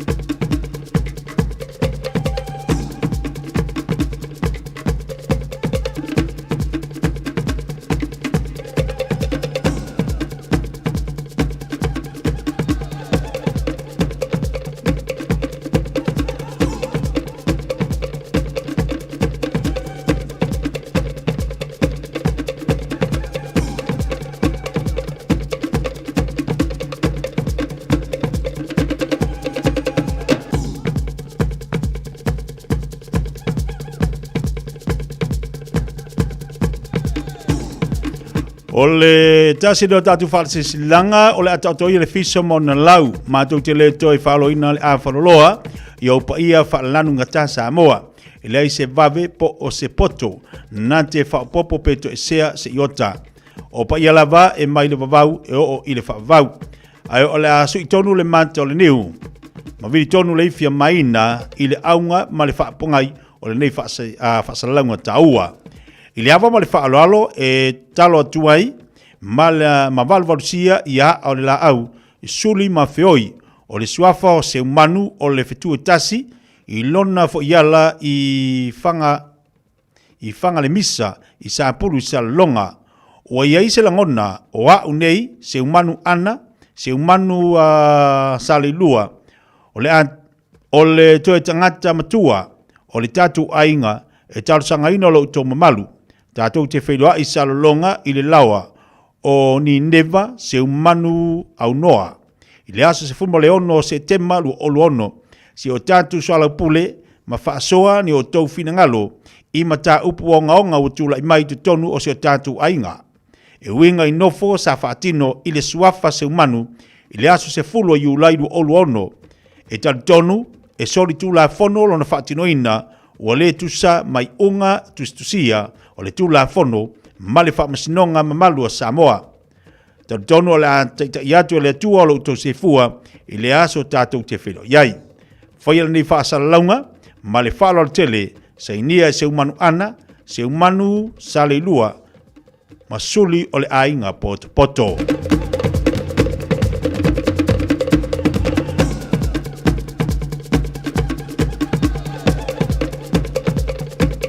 Mo le mamalo ainga Samoa lo alala i au kilani saute, e wala ua tuma le nganga whaalalo, ia e awai isu enga, ma le talanoaga mo le soifua o le mafaufau I tagata Samoa I Niusila. O le autua le nei suʻesuʻega o le whaongaina o le tātu ngana Samoa e whaamamala ai le soifua ma le ngasi o le mafaufau. O se avanoa tāua e whaasoai I niso ainga I le tātu ngana. A whaisa e maua, a whaisa e mana o mia, se fisosoani mai lo fo mai. Po se isi o le ainga o loo ma... Po se isi o le ainga I maftianga o tino, malangona ia le se fulu ma le lua I tūla. Wha mole fisota I mai.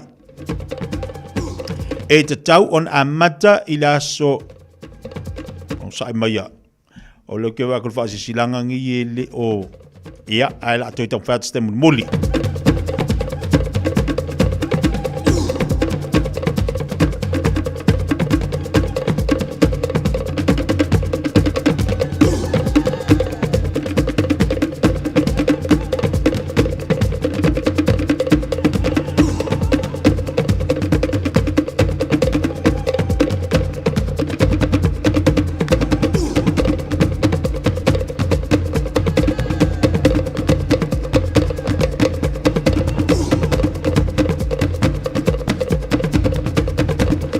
O leisi tatu whasilanga nei mautanga ainga sa malanga le o. O le ata otopea le potala o Samoa. Awa o le whale tutulu I tau ua so ona ta iau. Ai whasila antu le paia ma le mamalua le tatu mautanga ainga sa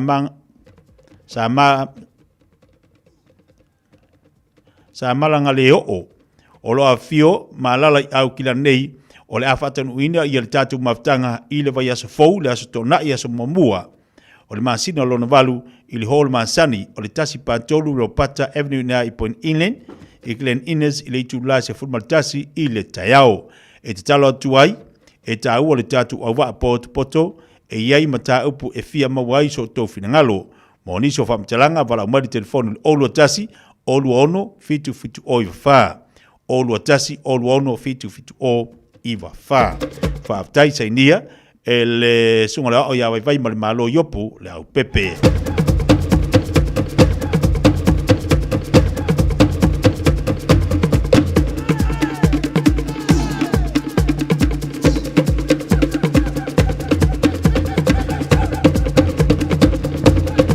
ya nal pauna tatu fase silanga mal tatu fase silanga mole oni ngalo tatu sumpa le fere nei tatu sumpa le fere nei ina I le tatu hor fo I le ai fea, I tatu whare ia maasani ina I manukau. Tala le tūlai ono le whewhena nei, whai le tatu sumpa sumai, tala mai au, mo le wanoa, mo singa whaasiringa malo, si mas whaafu na nei, maua nei kule ninga fo I le mo tātou, ia walu sui fua malolo. Ina tāua tele lea mo tātou, whai si malulu, ai manei alu sumai, whai sina wha malastino mo tātou, I le Fiafia na nei. Tala le tūlai ono, maua le wha malastino. Tatu sumpa, tatu whare ia te lea nai nale I manukau. A whapete fia sila fia. E te anga I atu le vaenga por no whangalo iei le tatu a whaatino ina le polifest I telo tau sanga. Ara iei mal tatu whare ia. E ama u tau lunga tua se tau tua masa unanga wale malo le tatu atu nufa afte tele Samoa. O le tatu pokalame I le nei fo ia o auli. Tatu whilo le asa tau le lofa maleanga leo le tua. Manu ia le tau maftanga ma le tua whaia whangamua leo wha asauni mai wha wadi tau tua le radio Samoa. Manu te leina fuafuanga le iaso alofa te le atu safe o me manu ia. Tala whalawa o le siu fonga le nei o Samoa le radio Samoa. Ua maua le telefou mai le Auckland Zoo. O le dinosaur track o le atoi fo'i mai le nei tau sanga. Sa hawa vali ma mata I le matap tia o le vai taimi o dinosaurs. O la atu ngai o inga, ma le atu tangi. Pei e tue wha fo'i oe I le loa se lau miliona tau sanga taluai. E au fia le nei mataanga I lau pe paul fali. Tala fia ngai mo le ainga atoa. Tanga iane I le aucklandzoo.co.nz. Ta lofa Samoa. O le whapito le Best Bargains New Zealand Winter Mega Sale ua a mata I le taimi nei. O fi whātau sau telefoni fo. O lo maua le iPhone ma le Samsung lata mai. A mata mai le na o le lua lima tā lai le vai aso. Ai ala se setino fo lazy boy. I le na o le lua whātā lai le vai aso. Ma wae. Wasilia ma le lua lima tausanga le tautua ale best bargains. Te tala fitu aso. Vili mai loa ile o valu selau lua iwa toluiva. O valu selau lua iwa toluiva. Beta mai ana ile Facebook page ale best bargains. E ia inga whapito. Ua taunu umailo reta ili fali. Ile te au le tasi ile vave au. No leka, o fia sa ei ai. O le wakare kasi le vave au whakoa e kaungu umai le fale. Inga e whai mei nge kaungu umai le ongo, o fia sa ei ai. Sa uia le fale mai ma lo uso. E ke lo fo e cancer skenge ai le wa e mai fo i. Ngau vili whakolu aku. Mai sanga le kari ai lau California.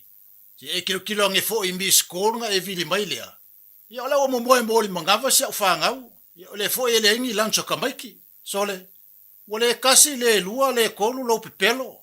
Wakoe o mi fo iau masingi wha mo kupe. Wha mole, ioe, wha maangano mai au. Wa o manga mi a safsasoangi.